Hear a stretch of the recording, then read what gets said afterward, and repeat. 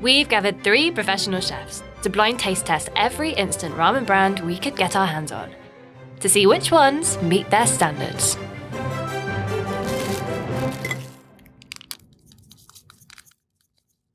Nissan Top Ramen Chicken Flavor. It looks a little bland. Maybe American version of an instant noodle. Too yellow for me, I think. What I look for in a great bowl of ramen, first of all, is the noodle texture. I want my noodles to be very bouncy. Supposed to be not so soft. So ramen noodle made from high protein flour, also little alkaline water. It enhances the pH level. It strengthens the gluten structure of the dough, and that makes it chewy, bouncy, and firm in the hot broth. For instant ramen broth, I'm looking for natural deep flavor. Not so salty, not too light. It's not one-dimensional. It should have fattiness, umami. So when I look at the package, whatever the flavor they say, I need to taste it when I'm eating the broth. It's like a one-dimension flavor of chicken, like a Campbell chicken soup. There's no complexity, and it basically tastes like a chicken bouillon with the water. The ramen texture, I don't love it. It's very soft. It doesn't have much texture at all. Sort of like a lower-end version of an instant noodle. It tastes like almost like the Nissin Top Ramen. Top ramen. Top ramen? Oh, Wow. I got it right. Top ramen, chicken flavor. Yeah, a lot of ingredients that you will not see from restaurant ramen. The ingredients, some of them I can't even pronounce. Silicon. Powdered chicken, rendered chicken fat. I remember buying this in like a Walmart when I was in high school. It was like 25 cents. You will feel a lot of hungry college students. Nongshim Shin Black Premium Noodle Soup with beef bone broth. Looks pretty good. I see a lot of garnishes. I see shiitake, scallion. It has a little more garlic and spice smell to it. I'm gonna say this is a Korean ramen. It has this gochugaru chili flake. This is definitely a step up. The flavor is more assertive. When you look at the broth, it actually has a little more creaminess to it. To me, it looks like paitan base. And paitan is basically you cook the bone. The collagen and the fat from the bones are extracted, creating this savory, creamy broth. Texture of noodle is good. I think it holds a little better. It's more bouncier in my mouth. I think this is a Shinramen Black.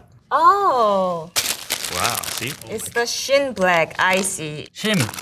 This means karai, spicy. It has the beef bone broth. Beef bone broth is more fattier, richer than beef broth. Have to cook long time to get beef marrow into the soup. This is one of my favorite instant ramen. Nissan Cup Noodles Chicken Flavor. Just by look of it, I don't like it. It has this like cardboard smell. Smells like cup noodle smell. Definitely this is Japanese ramen, I think. The broth is very one-dimensional. This broth is a little light. I need more on the flavor. And the noodle is very soggy. It doesn't hold any texture at all. The purpose of this noodle, if this is cup noodles, is very different. It has to be cooked faster in the lower temperature water. They use more starch than wheat flour. You can't expect the same texture from the stovetop cooking noodles. Cup noodles? Cool. I got it. Wow, cup noodle now in paper cup, microwavable. The stovetop is a lot better just because you're boiling the noodle, so you have more control of how much you're cooking the noodle. The cups cooks a little uneven since the top of the noodle may be a little undercooked than the one that are in the bottom. Bulldog Chicken Carbonara. It smells creamy. It looks very spicy. I smell sort of a capsaicin, spice compounds found in the chilies. Yeah, nice and spicy. Holy it's spicy. It has flavors that are sweet, spicy, fatty. It's like spicy ketchup. They're thicker, wavy noodle that holds its shape. Nice and chewy. The sauces are clinging to the noodle a lot better. The Korean ramen usually, they make traditional dish and turning into ramen base. This reminds me of a tteokbokki, which has a sweet and salty balance. I like this flavor. I do like it a lot. I think it's a Bulldog series. There's only one company that's pushing this spice level at the moment. Oh, no way. Yeah, it's Bulldog. Korean. What is this? Apparently, the most viral bulldog flavor, the carbonara. I'm not getting chicken carbonara from this. It's pretty good. I like it. Bulldog spicy chicken. This is another dry ramen. There's no broth. Dried noodle again. Usually, you boil the noodle, you strain it, and then you mix with the seasoning or the packet. I see chili in the bottom. I'm not scared of the spice. I like hot. Whoa, super hot. Noodle textures, perfect. Still bouncy and holds its shape. Noodle texture is good, but I prefer the square, thicker one. Better noodle to sauce ratio. Very chili flake forward with hint of chicken flavor to it. I taste a lot more MSG in this one. This too much spicy, but can't stop. MSG makes addictive. I think this bowl of ramen is the bulldog original flavor. This has to be Korean. Japanese stuff is not so spicy. Yeah, see? Same company. Stir-fried, artificial spicy chicken flavor ramen. I could not identify the chicken flavor. I would like the carbonara one better because to me that's a little more balanced. It is quite spicy. My stomach is heating up very nicely right now. Maruchan ramen noodle soup, chicken flavor. Scared to try it because there's no garnish, just this yellow broth and the noodle. Yeah, it looks very bland. Very similar to top ramen. This is like the same caliber as a top ramen. Ramen have to be eaten right away. Don't let it wait. Has little more complexity compared to the top ramen. It actually has a little more richer chicken flavor. Yeah, this is nice, the wavy noodles, good texture. So the wavy noodles are steamed, piped into a disc or square, and it gets deep fried to take out the moisture for longer shelf life. It creates all these small pores into the noodle. So when you pour the hot broth to it, it cooks faster too. And when I slurped it, soup actually clings to the noodles better. I'm gonna guess chicken flavor Maruchan Okay, the other brand, Maruchan. contains powdered cooked chicken. I don't know if that's different than just regular powdered chicken. Powder chicken is a dehydrated chicken, crushed to the powder. That means easy to rehydrate with hot water. So it gives a chicken flavor. Pretty surprisingly not bad. Trader Joe's miso ramen soup. We got the first ramen that is not wavy.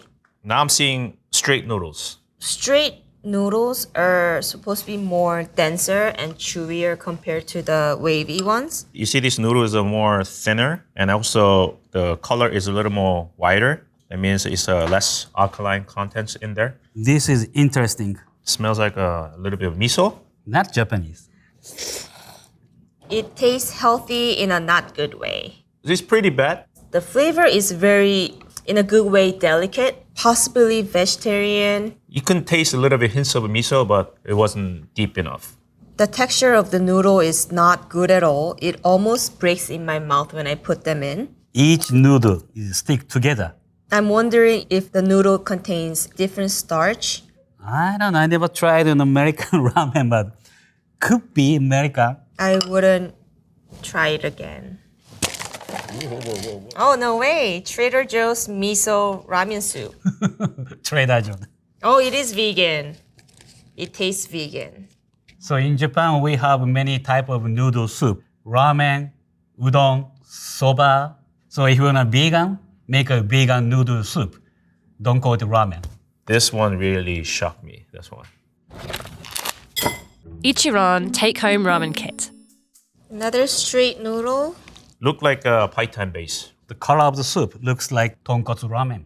Tonkotsu ramen is a pork ramen. It's like a cloudy, like this color. This one is very flavorful. I like this a lot. Very complex, very deep. Finally, I get fat. I like this. Maybe it's tonkatsu? Don basically is a pork and kotsu is the bone. Tastes like a Hakata style ramen, which is a tonkotsu base and thinner noodles and straight noodles. Hakata is the name of the place, my hometown. It feels that noodle is not fried. When you're doing a frying process, the water needs to escape from the noodles, so it creates kind of a very, very small, rough texture. It has this silkiness. I'm guessing maybe it's air dried. It has a little of a al dente texture in the middle. The closest one I can guess is like maybe the Ichiran ramen. Reminds me of Ichiran. Oh, no way. See? It is the Ichiran. Ichiran ramen. Oh my goodness. The Hakata style thin straight noodle. The noodles, wheat flour, wheat protein, salt, lye, water. That's the alkaline solution. This ramen is a higher quality than the other one. Delicious. I will buy it again. Sapporo Ichiban original flavor. This reminds me the yellow broth ramen packs, but with beef smell. Broth is dark because soy sauce? The flavor of the broth is surprisingly good. Very beefy, maybe with this deep color. It's shoyu based, the soy sauce base. To be honest with you, there's so much MSG, I can't even tell what this is. And the noodle texture is pretty soft. It is soft, but I wouldn't complain. Yeah, this is standard noodles. Not too soft. Nice length to eat. Yeah, this is great. Sapporo. Sapporo Ichiban? Oh, Okay.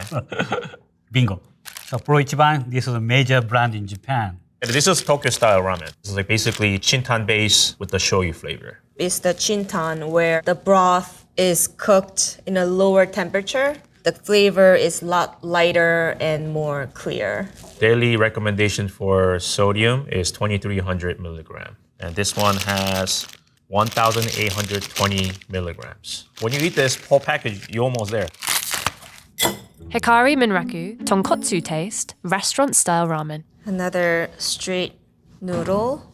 Just by looking at the broth, you know it's gonna be creamy. Definitely tonkotsu soup. Smell pork, which is a good sign. I know what I'm eating. This will look good. Flavor is complex. It has nice balance to it. This type of noodles tastes like champon noodles. It looks like a ramen noodles, but more thick.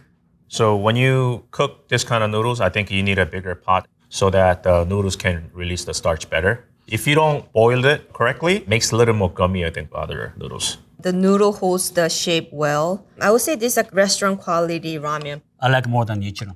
I like Ichiran one better. This one has less kick and a little more MSG in it. Personally, I don't love this. It has this like off smell that I'm not too fond of. Ooh, okay. Restaurant style soup. Restaurant style ramen tonkatsu, fish sauce, vegetable powder, Chinese bamboo shoot. Oh, maybe it's the bamboo shoot that has this little funky smell to it. It says restaurant style ramen and I think they achieved it, but not my favorite to be honest. But actually, this is top 3. Indomie mi goreng fried noodles. We got a bowl of dry ramen. Actually, I'm going into a different country. It has this like a sweet soy. It's just one flavor, sweet. I think it could be a little more aggressive. The noodles are thinner. It has nice texture, nice mouthfeel. Do I like it? I'm okay. This is not my favorite, but I can eat. Sort of like China, Southeast Asia. Tastes like mee goreng from Indonesia. Mee goreng. The flavor was very distinct. According to what I know, the Indomie is the most popular brand from Indonesia. Yeah, I would try it again. It's a fun noodle, flavorful. Ottogi spicy gin ramen. This smells like home. This is definitely spicy ramen. Yeah, smells like a Korean one again. Garnishes that are not too giant but pretty good. The flavor of the broth is very comforting, very umami, garlicky, oniony. I taste a lot of kombu, is a kelp, bring up the umami. Has nice spice in the back of the throat. This is a lower end version of the black shin ramen I tasted earlier. You can see the broth a little more transparent. Wavy noodle, I like this best. Much more chewy. It's like a classic Korean instant ramen. Jin ramen, the spicy one from Otugi. Jin ramen. Jin ramen, Korean. There's a lot of a cult following for this brand. Actually, my wife loves this brand. Noodle got little tapioca and potato starch to help the noodle to stay firm, bouncy texture. And it also holds in hot broth longer.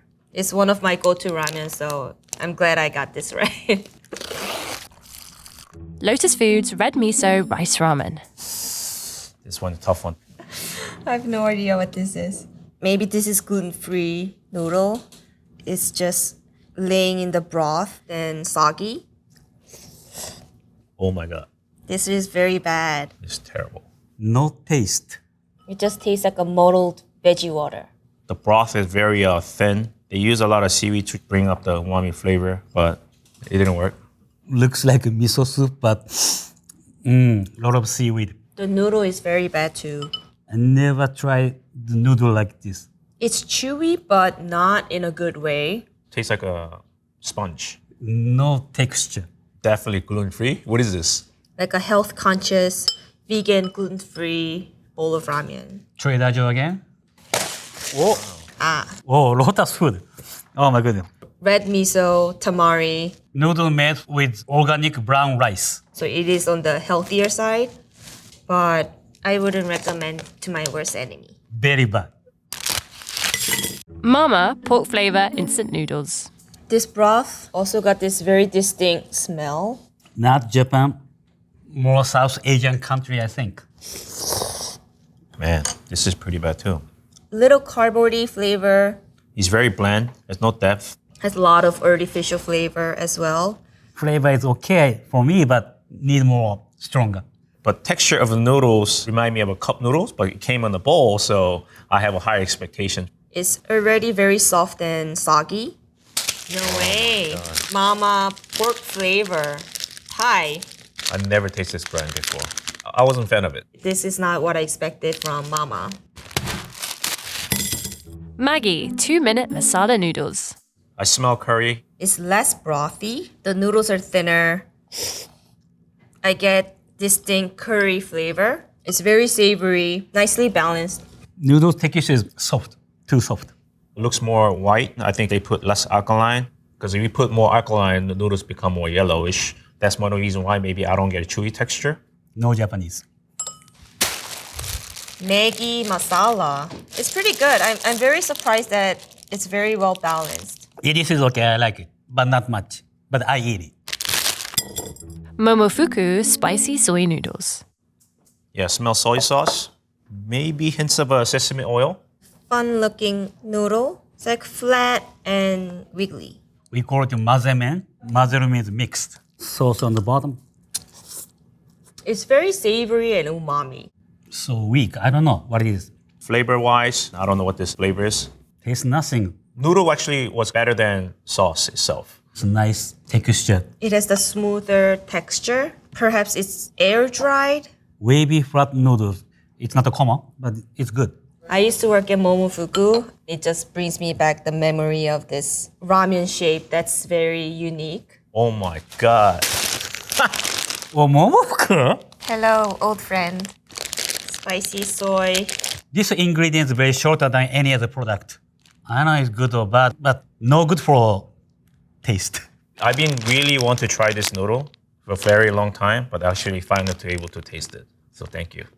Let's see which ramen brands our chefs like the most. My favorite ramen that I tried today, the Ichiran Tonkatsu Ramen. Ichiran was my favorite one. It had the silky noodle and savory creamy broth with the chilies. One of my favorite today is Sapporo Ichiban. I've been eating for a long time. It's flavorful. Texture of the noodle is great. I really enjoy the Jinramen spicy one by Otogi. With spice, savoriness, brought me a lot of nostalgia. My other favorite was Nongshim Shinramen Black. That reminded me of like very traditional Korean ramen with a richness in the broth and higher quality garnish. Instant ramen is more than a convenient food. It's a nostalgia food. If the science keep developing, I think one day instant ramen could be good as restaurant quality ramen. Yeah, some good one or some bad ones. Just have to pick the right ones that you can enjoy. We've gathered 3 professional chefs to blind taste test every boxed mac and cheese brand we could get our hands on and see which ones meet their standards. Don't worry, we are prepared. Kraft Original Macaroni and Cheese Dinner. Just the visual kind of brings me back in a time machine right now. Smells like I'm 5 years old again. The sauce is kind of thin, not as cheesy as I would like my mac and cheese personally, So what I look for in mac and cheese is sauce. Is it creamy? Is it glossy? Does it coat the pasta the way it should? It's gotta have that cheesy, not quite real cheese taste. The more cheese, the better. Pasta shape is very important because that's what's gonna make the sauce adhere to the actual pasta. And of course, the actual mix itself. And a lot of that has to do with the amount of sodium citrate and sodium hexametaphosphate in it, which are helping to make the fats not separate from the actual pasta and the sauce. When I'm looking at this right here, that color, that slight neon hue to it, and that lets me know it's money. Yep, I know what that is. The scent, the smell, the shape of the noodle, that's Kraft mac and cheese right there. This is Kraft mac and cheese. I do think this is a blue box Kraft mac and cheese. There it is. The box has changed, but the ingredients have not. The thing about this particular mac and cheese, you always wanted to eat more. You needed to eat more. You couldn't just like have like one bite. You want to go in for it. A lot of that is that acidity, which helps open up the mouth. The citric acid and the lactic acid. I grew up on this. I love it. Annie's white cheddar shells, macaroni and cheese. A white cheese, maybe a white cheddar. I always think that shelled mac and cheese is the way to go because you get the little pockets in the shell that are like the gooey explosion in your mouth. The sauce itself coats the pasta, which is a good sign. The texture is definitely a little looser with this one right here. It's not quite as gelatinous or homogeneous. I noticed that the sauce is a little bit less thick than the last one, but it is sticking to the shell, so the viscosity is nice. Definitely getting notes of like a milder kind of cheddar. It looks like it's gonna pack like a really nice, sharp white cheddar flavor that tastes very nice, and it was kind of muted, to be honest with you. I will say that the pasta has a little bit more bite. This particular mac and cheese is lacking lusciousness on the tongue where I really just want to eat more. We're only really tasting pretty bland sauce and kind of a bland pasta noodle as well. It looks like it possibly could be an Annie's, but I think Annie's tastes better than this. Oh! Annie's. All right. It is the Annie's white cheddar. That is hilarious, because in my head I was like, maybe this is Annie's, but I wasn't quite sure. I'm not opposed to Annie's. Thank you, Annie. Velveeta shells and cheese. That's the color we're looking for, kind of that quite not natural yellow hue to it. The sauce is really clinging to the shells. These pockets right here are just gooey deliciousness, we hope. In order to get that beautiful lacquered texture that you have that coats the outside of the shells, you want to have some type of starch present, maybe potato starch, that gives that nice, luxurious, glorious lacquered look on the shells right here. I feel like it's very muted. Flavor profile of actual cheese, but it's really good. And it really doesn't have that cheese factor. There's a nice salinity to this. The gooiness really comes across. You can make a little runway in the sauce. It's not just pooled down there, which is always a good sign of proper emulsion. I think this one is probably a base with an actual cheese with the melting salts in it. You do that, real cheese ain't doing that. It's real homogeneous, it's real, kind of stiff, very salty. If I had to guess, I feel like it would be Velveeta. I'm gonna go with Velveeta. Yes, I was right. Velveeta. Enriched macaroni product. Oof. This also has the lactic acid, the citric acid that we enjoyed from the Kraft one. You want a cheese sauce that actually moves. This is as slow as molasses. To feed that to my family, it's gonna be a no for me. I think this is by far actually the best tasting one. I think the sweetness from the Kraft kind of overpowered the saltiness that you want from mac and cheese, and I think the Annie's just didn't really have that much natural flavor, whereas the Goop, quote unquote, carries a lot of flavor and really packs a lot of flavor, and it's a high sodium content, which translates to gooey, glossy, delicious, tasty mac and cheese. And that's it. I really don't know any more mac and cheese brands now. Great value original macaroni and cheese. Lovely, beautiful, neon yellow. It looks very similar to the Kraft. It's going for that exact same marketability. I don't see much white spacing on the actual pasta. It's just cheese sauce through and through. That is not Kraft. Very sweet, surprisingly.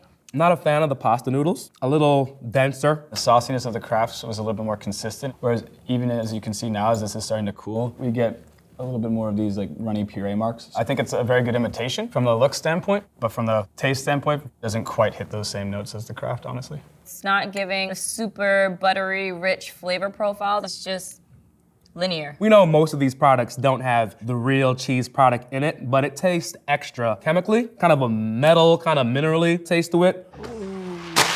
Great value. Okay, this makes sense. Just looks exactly like Kraft mac. Are you even allowed to market something like this? I know those melting salts that we discussed in the Kraft mac and cheese and also in the Velveeta, there's no sodium citrate, there's no sodium hexametaphosphate. So a sauce that looked very consistent and very glossy right when it came out starts to look like it's no longer an emulsion. It's because there's nothing helping to bind it. This is just gonna kind of die in the plate right away. Cheetos mac and cheese. Now y'all know I'm gonna give you that face. The Jamaican auntie face. Oh, what is? I have never seen a cheese this color. The color is a bit much. Got kind of a Cheetos orange thing going on here. It's well coated. I do see a lot of the cheese sauce here. Just based off looks now, there is fat and starch in there that's causing it to coat the noodles. I'm smelling spices in here. I'm getting packaged cheese snack vibes. Yep. Okay. It doesn't taste like mac and cheese at all to me. Cannot confirm if it's cheese. Oh, kind of does taste like Cheetos actually. The only thing missing right now is the cheese powder on my fingers. It looks like it.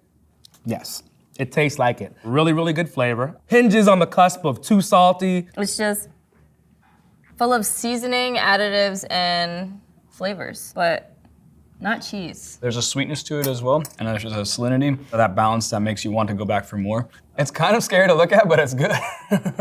That's wrong, but so right in all the good ways. All right. I guess Cheetos has the market on this color of orange. That flavor, that taste, that smell, everything pointed towards this. It has some buttermilk and nutritional yeast, and it has the melting salt. So kind of a combination of a lot of the things that we've tried. Overall, solid mac and cheese. Look, there you go, Cheetos.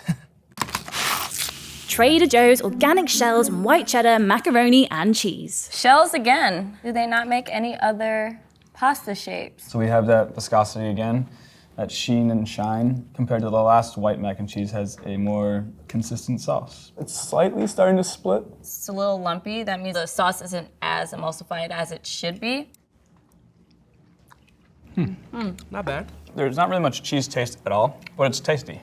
I would definitely add more cheese culture, cheese essence, or actually have more cheese in there. When comparing this to the Annie's and the Velveeta, I like the shells right here, this size. It's good, has a nice chew to it, very snackable. Tasting this mac and cheese, there is no flavor at all. For me, 0 out of 10. What do you have here?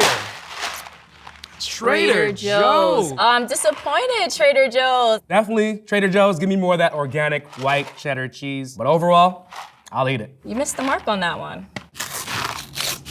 Banza mac and white cheddar made with chickpea pasta. Finally, we got elbow mac and cheese in the house. The coating of the sauce still seems a little bit loose. Not really coating the spoon and not really sticking that nice kind of homogeneous kind of, texture. So it does seem like some of the pasta is broken up. Either that means the pasta was overcooked, or it means that maybe this is a gluten substitute, which sometimes that can happen too. The smell itself is a lot more earthier. Okay. That's interesting. As soon as I bite into it, it kind of disintegrates and falls apart. There's a little bit of a chalkiness to the pasta itself, and it kind of disintegrated in my mouth. So I think this is gluten-free pasta. You want the cheese to be the flavor and the pasta sort of to be the vessel, whereas in this case, the pasta is the flavor and the cheese sort of exists. It's lacking that yellow color, it's lacking that cheesiness. It's gotta have that starch, it's gotta have that fat in there to make it stick. It's lacking that. That's not vibing with me. Of all the mac and cheeses that I've had thus far, this one, like a little step above everybody else. This one is probably least favorite so far. I think we're eating gluten-free vegan mac and cheese. Oh no! Bunza! Mac and cheese made with chickpeas. It's lacking that starch that wheat has, so it's not gonna have that toothy kind of feel when you bite into it. Pea starch. Okay, that's where that earthiness comes from in the cheese sauce itself. I think if you were to add some more cheese to the sauce, maybe the pasta wouldn't be as overpowering, and maybe this would be a really good substitute for people who are gluten-free. But with the straight out of the box sauce that they have, it's just not enough to overpower that flavor. Not a fan of chickpea pasta. No. Daya Deluxe mac and cheese, cheddar style. It has that nice yellow hue. It's really coating the pasta well. I like the ridges that are in the pasta as well, because ridges mean more flavor, more cheese sauce. The cheese sauce looks, for lack of a better term, crazy. It's too light for the pasta itself. It gets creamy towards the bottom as though the sauce itself sinks. Interesting.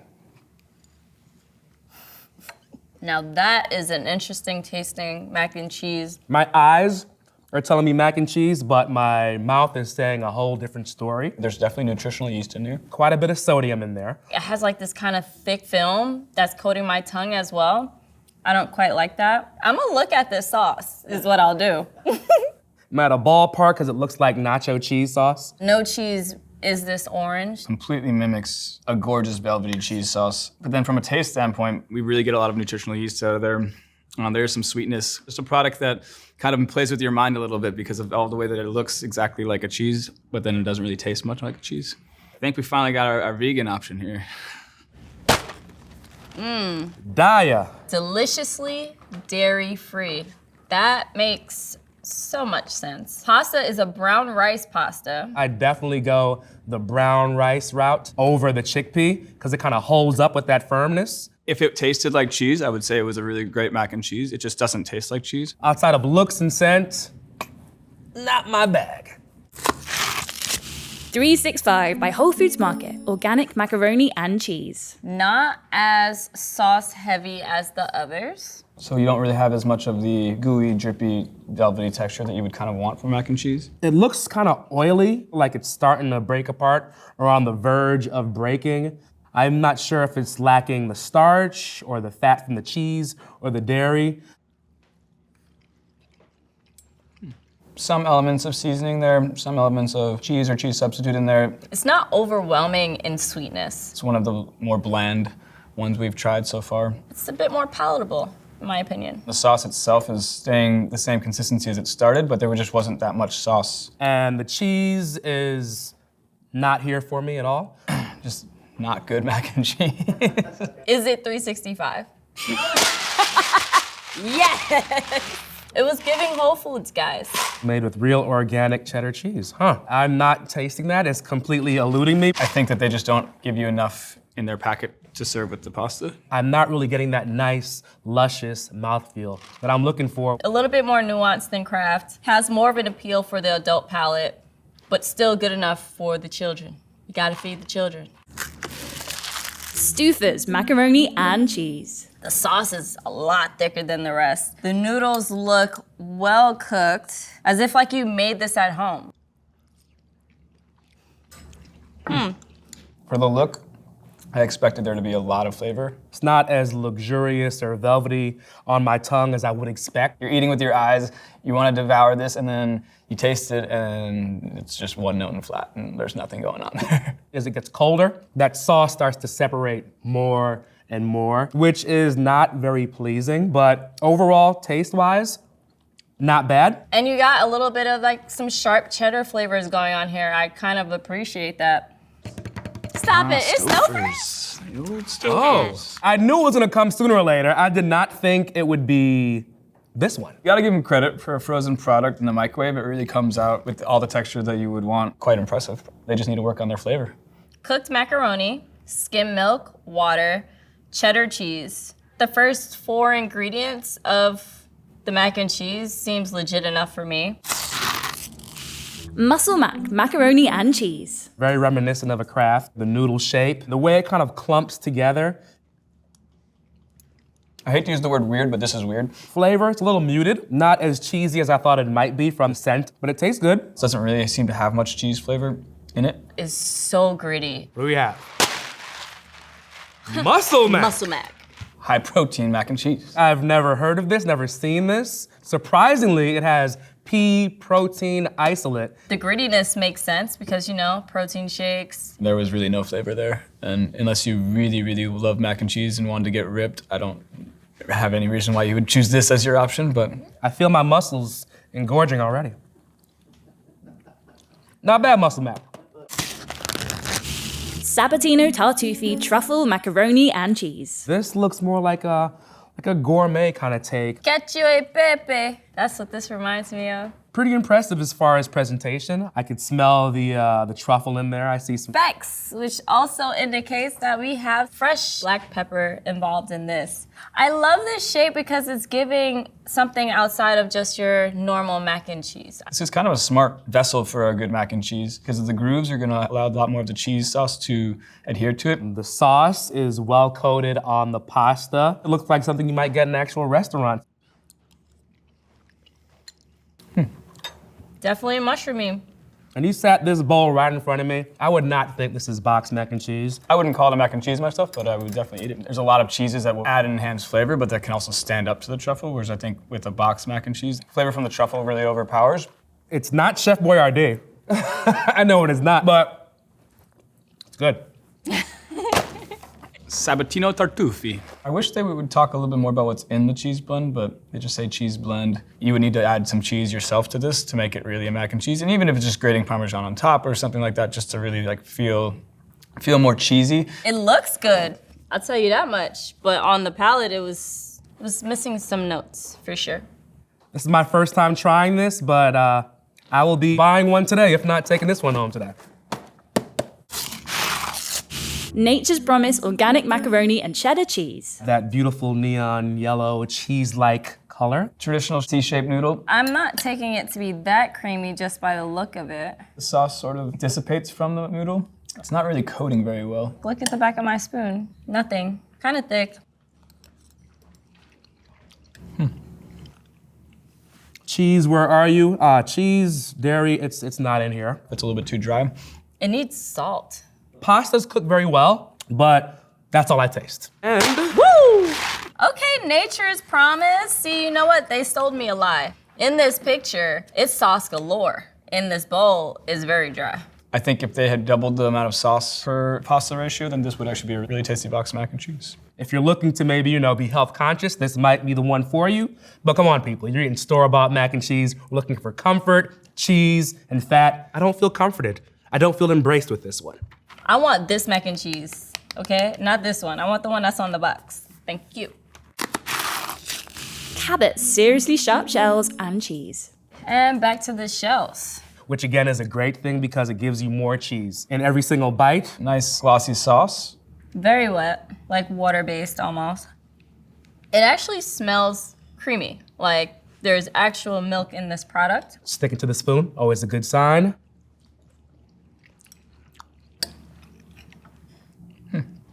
The very first thing you get is cheese. It's sweet, which leans more towards a mild cheddar or a white cheddar. Shell's really held up. It has like a nice bite to it. A lot of great texture there. Each one of the shells has a nice amount of sauce in it. No grittiness anywhere. It's kind of coating my tongue, which lets you know the fat's there, the starch is there, and it's comforting. A good sign when I go in for a second bite immediately. So far, I'm actually digging all of the pasta with the white sauce because I know for a fact that it's not pumped with the additive of annatto for coloring. This is a more natural sense of the cheese. This is very similar to the Annie's as far as flavor. Forgive me, Annie. I actually like this one a little bit more. I mean, a little zhuzhing with some black pepper and some, microplane parm on here would go a long way, but what I have in front of me, it's not bad. I mean, I want to say it's Annie's mac and cheese is better this time, but Oh, Cabot! Cabot. Okay. Oh, yes. Good cheese company. it makes a very great commercial cheddar. We use it in a lot of the restaurants for a lot of our sauces and stuff like that. I did not know that this product existed. Their cheese product tastes like cheese. This is the one that smelled like cheese, it tastes like cheese. It looks and smells like what it is. That's a winner. I'd eat that again. For a box mac and cheese, I'd go with them. Goodle's Cherry Mac. I'm getting reminiscent vibes of the Cheetos mac and cheese with this one here. Judging by this color, it is definitely filled with annatto. It is quite creamy, I'll give you that. It coats this pasta very well. The hole is not very big though, so we can't really count on much sauce getting inside the pasta. On the nose, it's slightly earthy, almost like a vegetal aroma. I smell butternut squash or sweet potato or something like that, but I don't want to commit to that until I think it's definitely a butternut squash mac and cheese. Flavor is still lingering on the taste buds, which I like, which makes you want to dig back into it. The pasta is very snappy, I'll give it that. But immediately at the forefront is sugar. I don't get any cheese at all. It's a sweetness, it's a starchiness. I mean, it just tastes like butternut squash. I can see the separation. I mean, if there's a cheese, it's so disguised underneath, like a very pronounced flavor of what I think is butternut squash, but yeah. If there is, it goes away immediately. Gives like this almost burnt flavor profile. I'm really curious to know who this is because I'm writing a letter to corporate that this is not okay. Goodles, Chetty Mac. Okay, there's pumpkin and sweet potato in here. So I was right. Sweet potato, pumpkin, kale, sunflower seed, broccoli, cranberry, maitake mushrooms, shiitake mushrooms, and then a cheddar cheese blend. Well, that's where the whole vegetal quality was coming from. Dried maple syrup. That is an interesting sweetener for some mac and cheese, I'll tell you that much. Although I think maybe that is the problem. It's a little too sweet because the sweet potato, the pumpkin, and maple syrup, it's just overpowering. I kind of wish you tasted all the stuff that's in here. It's not giving mac and cheese. We're trying to pump so much health into what isn't necessarily healthy. Clean, simple ingredients goes a long way. It's a little bit too much for me. Cracker Barrel macaroni and cheese sharp white cheddar. It's like quite creamy. Shiny, glossy. I see those ridges peeking through. I like the noodle shape. We have the C noodle with the large holes. As we break through the sauce, it adheres together. It could be a little cheesier because it's not clinging as much as I'd like it to. The sauce is really emulsified together nicely. It's not breaking, it's not splitting out at all. Whoa, that's like a solid Mornay sauce. This sauce is super velvety. I really respect that. However, Not getting much cheese. It's kind of uncommon in some of these, so that doesn't really mean anything. So it's the first one that's actually, I feel like is a little oversalted of the sauce, but then the pasta is not so salty, so it's like a bland pasta and very seasoned sauce. The saving grace is the creaminess of it, where even though the cheese is not present, the consistency is giving me macaroni and cheese type vibes. Cracker Barrel, which is super surprising because Cracker Barrel is known for cheese. I grew up eating Cracker Barrel. The cheese itself, I've never had the macaroni and cheese, so this makes me a little happy inside, but it still seems like there's a lot of additives incorporated. Feel like it could have been a lot cheesier, Cracker Barrel. Kraft mac and cheese dinner with unicorn pasta shapes. I was waiting for there to be some fun shapes. I see stars, I think I see rainbows. Stars and sailboats, maybe? I mean, these fun pasta shapes actually are really quite conducive for mac and cheese because there's a lot of holes within them, so there's nooks and crannies to get all the sauce into. Straight sugar, guys. I mean, it only makes sense. You want your child addicted to these things. So this tastes like it's in the family of the OG Kraft type of mac and cheeses. You immediately get that exact same sweetness followed by savoriness. It's got great texture. It's velvety, it's smooth. I just wish that the sauce was a little thicker. It's almost wasted on such a fun pasta shape because it is such a thin sauce. I'm just gonna say Kraft mac and cheese with fun shapes, but we'll see. Is it Kraft again? Oh, you got me. To start and to end on a high note, Kraft mac and cheese, of course. Unicorn-shaped Kraft mac and cheese. Or it's those sailboats were unicorns, apparently. Honestly, the unicorn shape is better than the traditional noodle, just because it has more opportunities for the sauce to get into the pastas. I would love to taste this type of pasta shape with some of the other sauces that we've had, because I think that would be really fun. For a child, they will love it. Let's see which products our chefs like the most and the least. After today, you can say I am macaroni and cheesed out. My favorite of them all is Cabot. It's just velvety, tastes good, no additives. It's like real cheese, real milk, all of these things that really make a good mac and cheese. That Cabot cheddar is quite delicious. I think that was by far the most true cheesy flavored one. I'm definitely going to that Italian one, the truffle mac and cheese. Delicious. Cheetos, I didn't know you exist. Now I do, I'm getting you. For whatever reason, Cheetos, man, I don't know. Even though the color was a little scary, the flavor was a lot of fun. It was very tasty. Let me tell you something about these Cheetos mac and cheese because no. Okay. I didn't care for the 365, the Trader Joe's, the Daya. You can keep that. And the one at the chickpea flour. The chickpea pasta was just too overpowering in flavor. I think that didn't quite hit for me as well. I hate to say this because I generally do love Annie's, but the Annie's one was a little bit disappointing.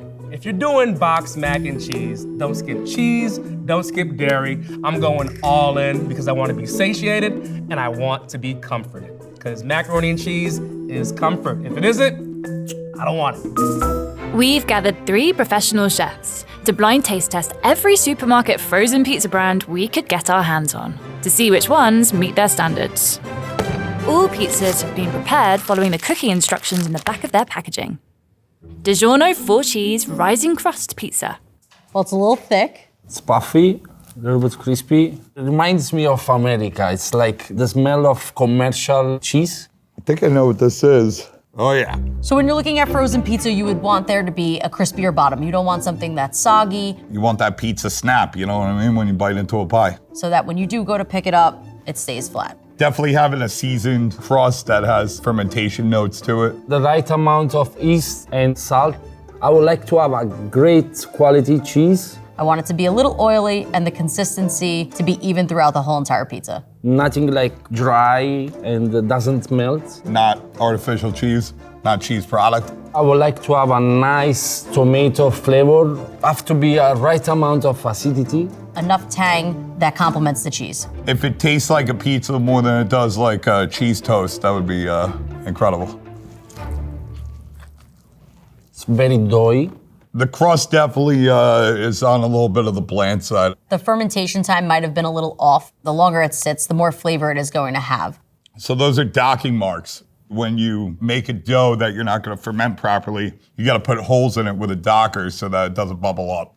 Doesn't really taste the freshness of cheese. This doesn't remind me of like mozzarella. It doesn't give me that gooey texture. The tomato, I taste the sugar. I don't recommend it on my pizza. I don't like it. I think that it's a little too thin, the sauce. 90% sure this is DiGiorno rising crust. There's no mistaking this crust right here.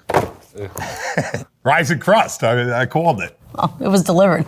4 cheese, Parmesan, Asiago, Romano. I don't taste any of those cheeses. I see the datum and the baking soda. Datum is put into a lot of frozen pizzas, which is gonna help the overall gluten expand. I think they did a really good job at that, and that's about it. I personally wouldn't bother. This is akin to a criminal act. But if it's your thing, you know, if it gets your rocks off, go for it. Trader Joe's Pizza Margarita. It's thinner. This one is extremely flat. It looks like a thicker tortilla. It looks a little rough. Smell is very strong. There's definitely garlic. The par-baked marks on these are there. They'll par-bake the crust slightly so that the raw tomatoes and raw cheese bake evenly. This crust is very crispy. I don't taste a lot of flavor on the crust. This crust is like, it's a fugazi. I think that the tomatoes in this, it's more of a paste as opposed to like a sauce. Tomato pasty with dehydrated garlic and dry basil. One of the things that makes Italian food so great and pizza so great is the simplicity of the whole thing. Too many people think oh, it couldn't be that easy, so we gotta mess around with it. This is a very good example of that. I think that this cheese is good quality cheese. It melted really well. Pizza margarita, Trader what? Trader Joe's? What is this? This is not Trader Joe's, right? They changed their name to be Italian, those guys. Oh, product of Italia, nice. When you think of Neapolitan pizza, you think of margarita pizza. That's probably the first thing you learn. Named after Queen Margherita. It's the first pizza that was invented from 1889. They represent the Italian flag. Fresh tomato, fresh mozzarella, fresh basil. I mean, this is not a margherita pizza, but it's not so bad. For a frozen pizza, that is. Give me Elio over that any day. Elio does a good job. Elio's Cheese Pizza. Oh, it's a square. Is that the guy? Looks nice. 4 sides, no crust. I will not call it a pizza. It's pretty terrible, but it tastes like childhood. You'll probably die if you eat too many of them, but whatever. No crispy bottom here. Yeah, it's a little bit mushy. It's soft. Zero fermentation on it. There's no crumb structure. The different holes and the bubbles. It's akin to eating a bowl of flour. The dough should be more hydrated. The hydration will make the dough more light, easy to digest. It's a good, robust sauce, but Doesn't have fresh tomato flavor. definitely being overpowered by some grated cheese. The cheese doesn't even melt. Doesn't feel like good cheese. When the pizza is in the freezer too long, the enzymes and the culture at that point are being broken down and you're losing the flavor from the cheese. Ah, it's Elio's. Elio's is definitely one of the top 5 childhood memories I have. This isn't trying to be something it's not. It's just trying to be Ilios. So we're straight Ilios. Like, don't come after me or anything. Like, I'm not trying to cause any problems over here. Red Baron 4-cheese pizza. We definitely have two different cheeses on this one. I can totally see the cheddar. What is this yellow stuff? So the crust here, it's a little crispy on the bottom. It has a good taste. There is some flavor on the dough. It's lighter than the one I tried before. This is definitely too much cheese. It's very cheesy pizza. What is that, 4 cheese? It's very oily, greasy. I think this is lacking a little bit of tomato flavor just because the cheese is so strong. I think it is overpowering the sauce. When you put so many ingredients on the pizza, you lose other flavors. It tastes like Chef Boyardee. Oh, Red Baron. 4 cheese. Cheddar, provolone, mozzarella, and Parmesan. Oh my God. This thing has like 20,000 ingredients in it. 8 grams of sugars. Contains bioengineered food ingredients. Great. Amy's cheese pizza. I kind of really like the way this pizza looks already. Looks nice, like an emoji. Has a really good smell. It's crispy. Crust is very good, has a lot of flavor. The mozzarella, this one is more filante that pulls. It's very like light on the sauce. They cooked the tomato like a ragu. Tomato sauce have to be fresh. No cooking process, no sugar. I know there's gonna be an Amy's here. I like Amy's. I want them to be good, but if this is you, Amy, like, I expected better out of you. Ha ha! Amy's. This is organic. It's excited to see this pizza. I tried it like 11 years ago. It says here a hand-stretched wheat crust. The wheat flour, it's less processed. That's why it gives more flavor. It's a good pizza, this one. Great value microwavable cheese pizza. The smell is very rich. This definitely looks like a tortilla. No crunch at all. Squishy. Squish, squish. It's very gummy. The cheese stacks on your teeth. There definitely is some strands that haven't melted all the way through, so they might be using imitation cheese here. If I'm at a gas station in a pinch and you hand me one of these in the middle of the desert, I can get down with this. I will not call that pizza. Oh, yeah. Great value. I don't know about any value, but What is this, Walmart? microwavable. That's probably why it's soft. Microwave pizza, never had it before. Sodium aluminum sulfates. That's what every growing boy needs. A little teaspoon of aluminum. I want to give it to my kids too. I don't have it, but it's even. California Pizza Kitchen. Margarita crispy thin crust pizza. It's nice, it's crispy, it's thin. I like it the way it looks. I see the fresh tomatoes on here. So this pizza has no sauce. It's just chunks of tomatoes. They definitely cannot call margherita. Margherita is only one ingredient, tomato, and not tomato and cherry tomato. I'm super purist. I'm third generation of pizzaiolo napoletano, so just let you imagine my grandfather what he would think. Yeah, I got really excited when I saw these tomatoes, but they're definitely not fresh and have a little sour ting to them. The mozzarella doesn't really have much flavor. It's not my favorite crust. It doesn't have a lot of fermentation on this dough. When you're looking at really thin pizza, the whole idea is to try to flatten it out as much as you can. They use the docking tool on it to make the dough more thin. The holes on the bottom, we're making sure that this dough does not rise. Maybe I can think about California Kitchen pizza. Oh, there you go. California Pizza Kitchen. Never had this in my life. They should not call it margherita. I don't know where the tomato sauce is, but they say there's sauce. I beg to differ. They just closed this one by my house, for good reason. Newman's Own thin and crispy crust pizza. The cheese is bubbling. Wow. This one is probably the darkest one that I've seen. This one is very crispy. The crust has good flavor. It's not so processed. Reminds me of pizza, not cardboard. The tomato flavor is a little fresher than the other ones. The cheese is great. I love that there was a cheese pull. Oh, a little bit of pull. Newman's? Newman's Own, thin and crispy crust, 4 cheeses. Mozzarella, cheddar, Parmesan, Asiago. 100% profits helps kids. Or at least do 50-50. Yeah, I would say this was pretty good. Whole Foods 365 4-cheese pizza. They all look the same. It's almost like the same pizza twice. I think like a lot of these pizzas are made in the same factory. We got that squishy white bottom that we've all grown to love. What you guys should be doing at home is get yourself a baking steel. You want to get it on that baking steel, crisp up that bottom. Maybe throw your broiler on, finish that baby off. There is no fresh tomato flavor here. I definitely feel like I bit into a garlic bread. I don't like this one. I don't like the dough.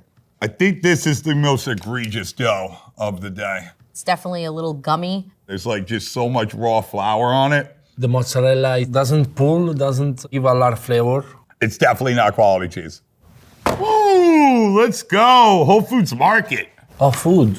They do have ascorbic acid, which is a dough conditioner, which will help the dough essentially be able to stretch it easier. I expect from all food a better quality pizza, to be honest. I'm curious as to why there's so many different ingredients in this one pizza. Jeff Bezos, call me next time we make pizza. Tombstone Original 5-cheese pizza. I'm learning that every time you see cheddar, it's a 4 cheese. I think we got some cheddar cheese on here. You cannot even close the slice. It breaks through. I'm getting really scared. It's nice, crisp. Kind of like slightly toasted Wonder Bread crisp. It tastes like blend pizza dough. I think this one here has the best cheese that I've had today. Just the right amount of salt, enough oil. It pulls. It tastes like quality cheese. The sauce is very good as well. I love the tomato. It's not too thick, it's not too thin. It doesn't have any overpowering spice, it just tastes basil. Very reminiscent of a Tombstone pizza. Tombstone. I think it's like the cheapest, right? Or one of the cheapest out there. 5 cheese, not even 4. So with this one, there is imitation mozzarella. Fake mozzarella, I never heard it in my entire life. Imitation mozzarella from water, palm oil, casein. I definitely think I was fooled a bit. 5 different cheeses, I guess they had the cheap out somewhere. Uno Chicago-style deep dish pizza. Oh God. Here we go. This is not a pizza. This looks like a deep dish pizza. It's like a little cake. So a deep dish pizza is usually cooked in a pan. Looking at this crust, it makes me think that this pizza is from Chicago. It's hard to call a pizza.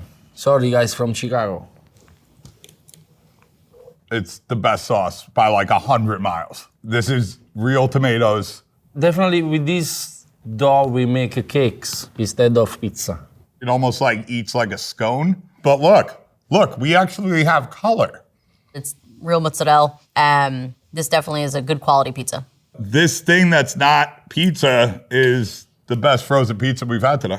What? Oh, wow. Uno. I tried their pizza in Chicago. It was different than this.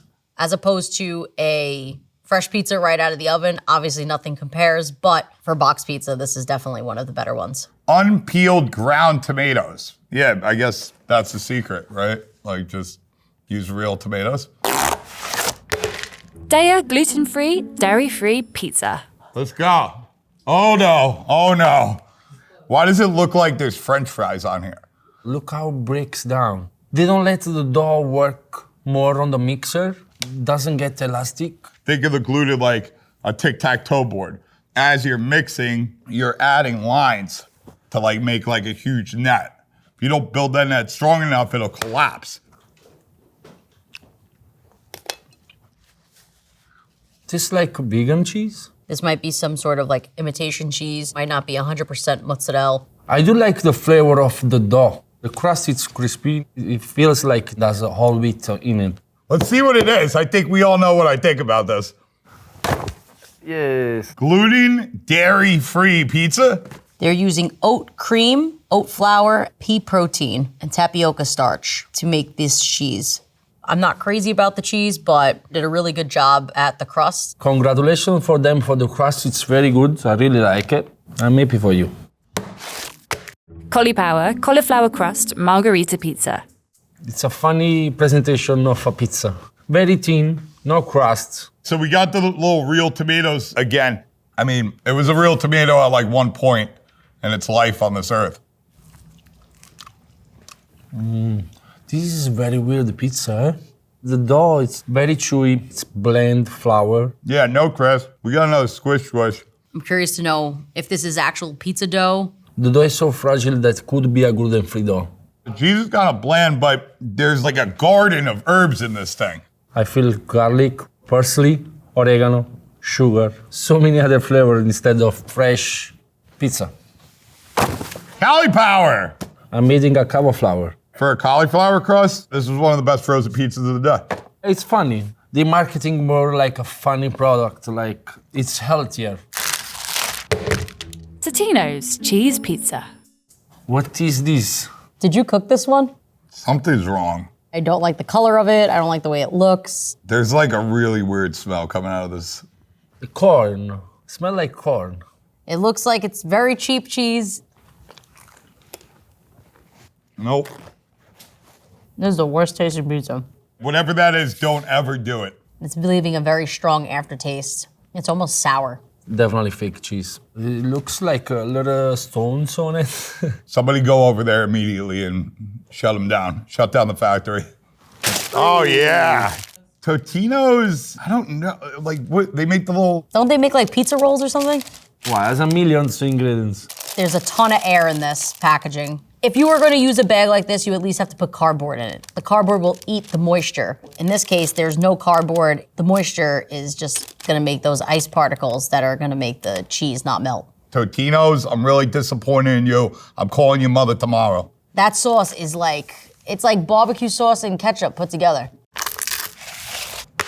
Table 87 coal oven margarita pizza. This is definitely a margarita pizza. It looks like a real New York pizza. I like the color of the mozzarella. This is definitely fresh mozzarella. Oh, we got an undercarriage. Definitely a par bake. This might have been cooked in like a really hot oven. Usually over 600 is the most desirable. We got like maybe a pizza that's not docked and not made in like 20 minutes.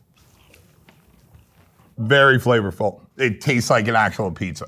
This has more flavor. It's simple. You have the fresh tomato, the fresh mozzarella.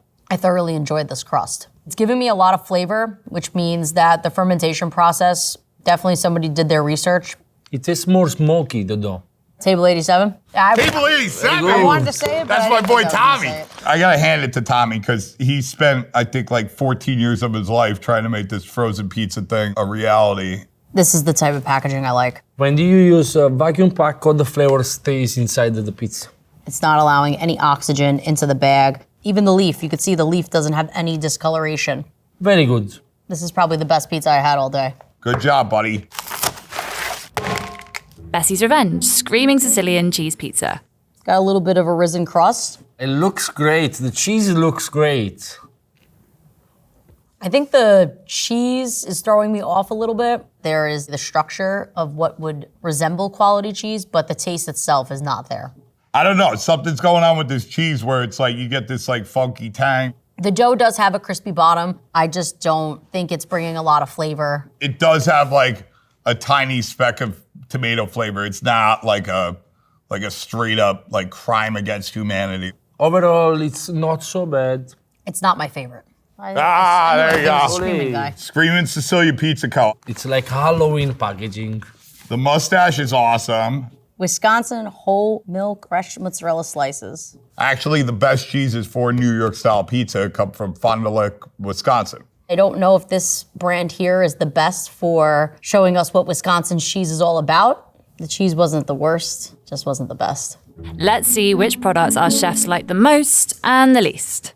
I think the number one pizza that I had today was Table 87. Table 87. I love to taste the fresh ingredients. The fresh basil, the fresh mozzarella, dough that didn't seem like it was made in a pharmaceutical laboratory. I think the Trader Joe's one had a good quality mozzarella. Who knows? Those tomatoes were the most wonderful tomatoes we've had.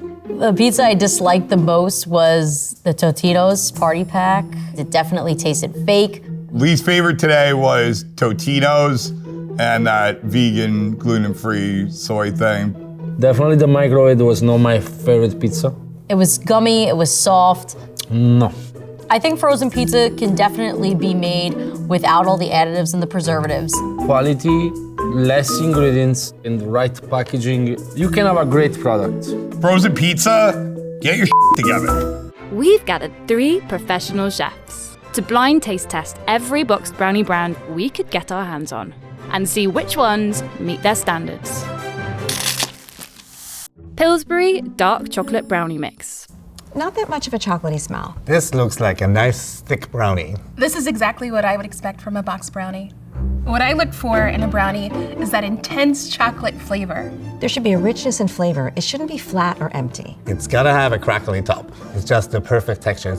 I want my brownie to have a firmer edge and a softer center. It should be either cakey, fudgy, or dense. If a brownie is not one of those things, then what is it? Is it a chocolate chip cookie? I don't think that's what we want.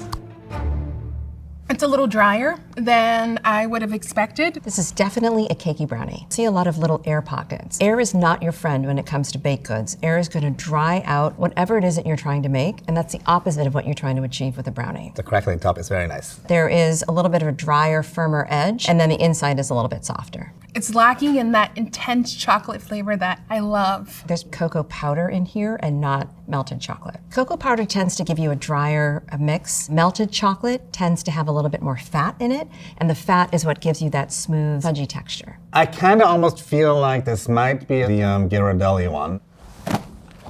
Oh, I thought this might be it, and then I totally doubted myself. Hey, Pillsbury. Whee! It says that it is a dark chocolate brownie. For me, dark chocolate is the way to go because that makes it intense. This definitely wouldn't hit you as dark chocolate. It's a lot sweeter than I expected it to be. Ghirardelli Dark Chocolate Premium Brownie Mix. Look at that crackle. It seems to be a little denser. Oh, I like the smell of this one. Like it has a little more vanilla than the last one. Very thick, but definitely fudgy. Crunchy, fudgy, pieces of chocolate. I think this has dark chocolate in it. I like it because it's a little more chocolate forward than it was sugar forward. And the lingering taste in my mouth is definitely chocolate. There are chocolate chips in this one. When you have chocolate chips in a brownie, it disrupts that smooth, velvety texture that you get on the palate. Since this is not warm, the chocolate is not melted and it's hard, so you get a little bit of extra crunch in that. This edge is a little bit cookie-like. Where the center is more of that fudginess. If I had to guess the brand, I might say that it's Ghirardelli. I'm gonna say that this is a Ghirardelli triple chunk chocolate. Feels like it's a fancier brand, so I'm gonna go back to the Ghirardelli actually. Am I gonna be right? Yes! Oh my gosh! And it's dark chocolate. Oh my gosh. I'm gonna play the lottery. This is amazing, I'm right. It feels more authentically dark. This dark chocolate compared to the Pillsbury seems a bit more intense, but maybe a higher quality of chocolate. Dutch cocoa powder, cocoa butter. This is a higher quality brownie. Duncan Hines Milk Chocolate Brownie Mix. This looks like a blondie. This one isn't a light in color. I for sure 100% know that this is milk chocolate because of the lightness and color here. This one's a little bit on the sweet side for me. I'm getting more of those caramel notes. Because it's so sweet and so vanilla forward. This feels like more like a milk chocolate Hershey's situation here. I would consider this a dense brownie. There isn't a lot of crackly top. You can see some parts of it are missing, and it's almost separating from the rest of the brownie. Firmness of this brownie has more of a softer center and a firmer edge here, but not too far off. You can see that it's really glistening, which shows you that there's a lot of extra fat or liquid in the brownie. Maybe it's Betty Crocker or a Great Value brand. I would like to double down and say that this is Duncan Hines milk chocolate. I was right! Duncan Hines milk chocolate. Hello, how are you? It says thick and fudgy on the box. I would not call this fudgy. I think this milk chocolate brownie is a great choice for someone who enjoys chocolate, but not something that is intensely chocolatey. Jiffy Fudge Brownie Mix. I smell sugar before I smell chocolate. It's not crackly. That makes me a little sad. That means that the sugar was not dissolved. Maybe it was just mixed together. There's some strange crystals going on in here. Oh, that's wet. This tastes like it has dark chocolate in it, but not enough to make it a really strong brownie. Overall, it's very soft from edges all the way into the center. Can't even stand up to me holding it on the edge. This is a cakey brownie. What makes a cakey brownie cakier, one, it has less chocolate, more flour. You can whip a brownie to add more air into it is how you achieve that cakiness. This one's falling flat for me when it comes to richness. I'm gonna think maybe it's a Betty Crocker brownie. Jiffy makes brownies. They make cornbread. What I'm looking for in a fudge brownie is one that is fudgy. The fudge in this brownie is not coming through. You're adding egg, oil, and water. So the egg is meant to give you structure, which is good. And because you're adding water, you're not giving the sugar the chance to make a craggly top. For $1, this is fine. I'm good with that. If that's $1, then this is fine. Great Value Fudge Brownie Mix. This is really nice and high. I like that. It looks like it's almost like an inch thick. It's fairly rich. Do really like the edge piece on this. The firm edge and soft center ratio is spot on. Yeah, it's very fluffy, this one. So you can see that there's a consistency to the inside of the brownie. It was mixed well, it bakes well, crackly top, Wish it was a little more intense with chocolate flavor. but it's definitely fudgy. I would say this is on the cakier side of a fudge brownie. I think this recipe used oil because it really gives the brownie that moisture here. Sometimes when brownies are made with butter, it tends to dry it out, or the crumb is a lot more crumbly. Kind of feel that's maybe one of the fancier ones, the fancier brands. Great value. That's Walmart, no? Yes, it is the Walmart brand. This one seems to have more vegetable oil in it. Which is interesting because oil tends to give you a denser brownie than butter, and I think it works. Walmart, not a bad job. Trader Joe's Brownie Truffle Baking Mix. Where is the crackled top? It's fairly wet on top. You can see chocolate chips in here. They look like milk chocolate chips, and it looks a little flat. This feels very sweet. Reminds me of fudge that you would get on a summer trip to the beach. I'm getting a lot of richness coming through, so I'm thinking possibly there's butter in this recipe. This is interesting. It has almost the same firmness throughout. This is a fudgy brownie. I really like the chocolate intensity here. These taste like semi-sweet chocolate chips to me. A semi-sweet chocolate chip is going to have a little bit more of a sugar-forward flavor than a dark chocolate. I would take another bite of this. Oh, Trader Joe's. Brownie truffle baking mix. I'm not sure why they call it truffle. Unless they think semi-sweet chocolate chips are truffles. Is made with Dutch cocoa and chocolate chips. The Dutch cocoa powder in this brownie definitely comes through. Dutch processed cocoa powder does 3 wonderful things that we love in pastry making. It makes it easier to dissolve, it has a deeper color, and it's not as aggressively bitter as the unprocessed cocoa powder would be. I think this is a great brownie. Williams-Sonoma Fudge Brownie Baking Mix. Has a semi-crackled top. It is definitely somewhat shiny here. This brownie is crunchy. Like a chocolate cookie. It's kind of sweet. I definitely have the salt coming through. And it has an odd aftertaste to it. Chemical flavor is not the right word, but there's something off about the chocolateness in this one. You can see that it is very, very dense. Definitely firmer on the outside than it is on the inside. This is a fudgy brownie because it's a lot heavier, a lot denser. This looks like it has chunks of chocolate in it. If you are going to use the larger chunks, maybe use a higher quality chocolate that will melt. Where these, I feel like I'm crunching like an M&M. I wonder if this is a Hershey's situation. I think it's probably Betty Crocker. What the heck? Oh, What's this? Williams-Sonoma. I didn't know they made that. it's a Williams-Sonoma fudge brownie mix. This was not a great brownie. You need unsalted butter, you need eggs, you need warm water, and you need a brownie mix. I think they use warm water in here because the butter is melted, and they might not want the butter to solidify. I get that this brownie is dense in its fudginess, but that isn't what you're looking for in a brownie. You want there to be chew that's going to be dense. You don't need it to sort of feel like a heavy, heavy piece. It's $15 for this box? Does it cook itself? This brownie feels more like an obligation than a treat. Betty Crocker and Hershey's Triple Chocolate Fudge Brownie Mix. It smells like the brownies that we used to get with school lunch, which I'm not mad about. This one looks a little bit dry, to be honest. The crackly top is missing a little bit here. I am getting a lot of chocolate chips in here. It's almost too many chocolate chips.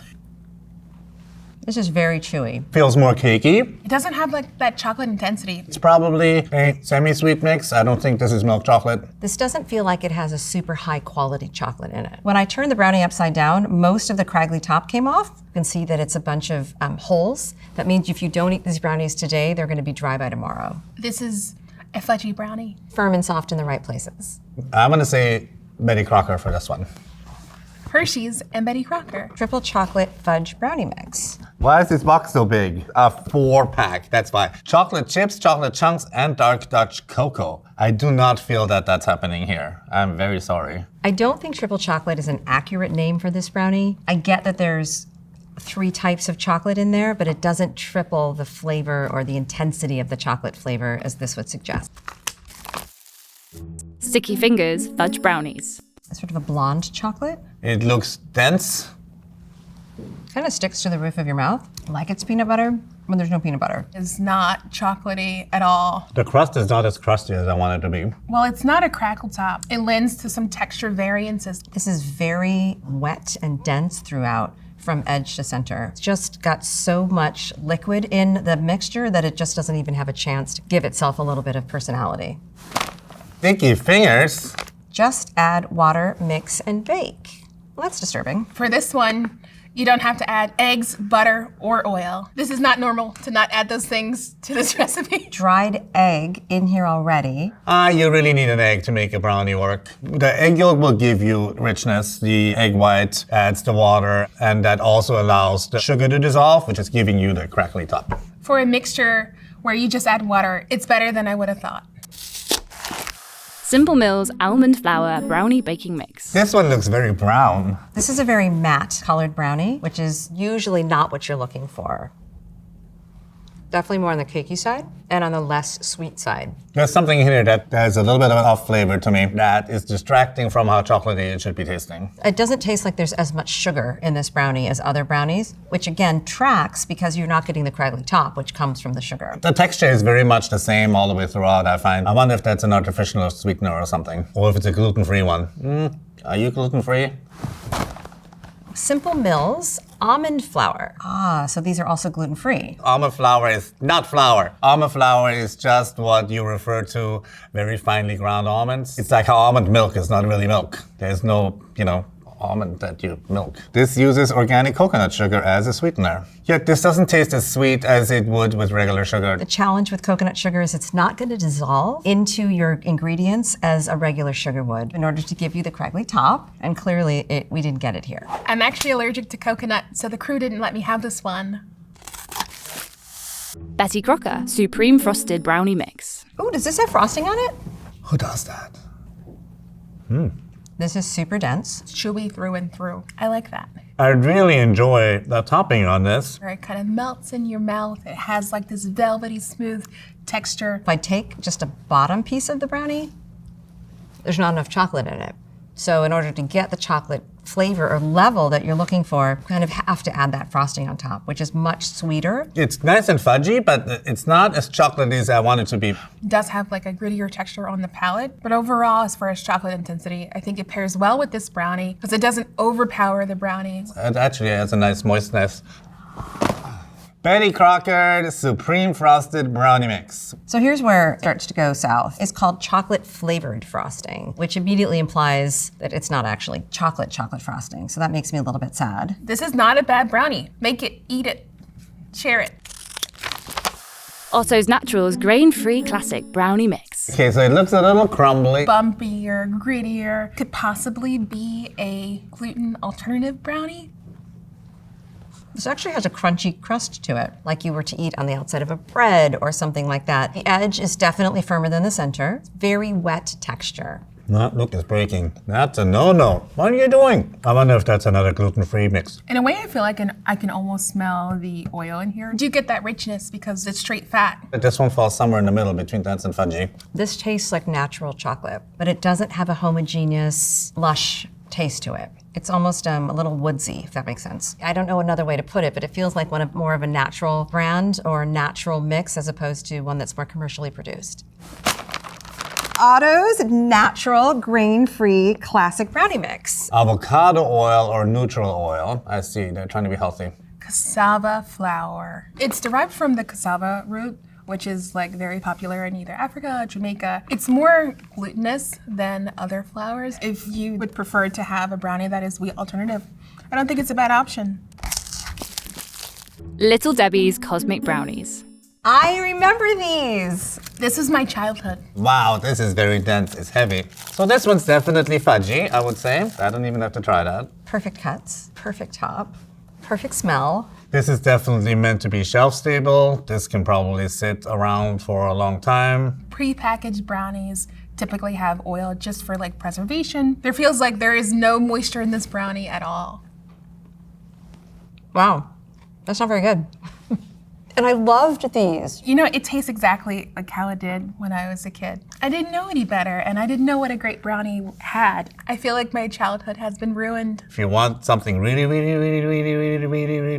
fudgy, that's the one. It's not dry, it's just not moist at all. It tastes a little bit like a chocolate protein bar. It has that sort of aftertaste to it. The color is lovely, but I'm fairly certain that was not achieved through actual chocolate. It's quite sweet. The glaze is very even texture across the top, a nice little distribution of the colored candies. It's almost hard to get through because this brownie is so intense. This is a Little Debbie Cosmic Brownie.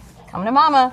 Oh, that cosmic brownie one. This would be different than a box brownie because it has to have a lot more preservatives in it. Anything you're making fresh in your kitchen should be eaten within the first couple of days or frozen. You don't want to keep them on the shelf like you keep these. In order to get the shelf stable, that we definitely sacrifice some flavor and some texture. I know these are aimed for kids, but I would still enjoy it, even if it's not my favorite. Keto & Co. Fudge Brownies Keto Baking Mix. This looks very fudgy. There isn't that craggly top to it. That automatically implies is you probably have more moisture in here. That's not a regular brownie. There's something else in here. It almost tastes like it hasn't been baked. It's not very chocolatey. Strange aftertaste that right now I can't figure out what that is. I think there's not enough sugar in here to balance out the bitterness of the chocolate. It breaks more than it crumbles. That's one of the things that separates a brownie from a piece of fudge is that it's going to have crumb, like a cake crumb to it. Keto & Co. Oh no. Fudgy and rich brownies. Get out of here. Explains why it's so dense, because there's nothing floury or cakey about it. Oh, haha, no sugar added. That makes sense. You have to balance something that's bitter with something that's sweet, something that's salty with something that's savory. And if you only have one of those components, you're gonna get a flavor like this. It also has a sugar replacer with a lot of things that I can't pronounce. I don't think you can have a sugar replacement that does all the things that sugar does. The chemical makeup just cannot, it just can't be the same. This one has coconut flour in it. Another coconut one, so this one isn't for me. Sorry. As much as you want as a keto follower to have a brownie, you're probably better off just going with chocolate. Bob's Red Mill Gluten-Free Brownie Mix. This one looks like a dirt road. We have a crackly top on this one. It looks to be very dry, maybe milk chocolate here, natural cocoa powder.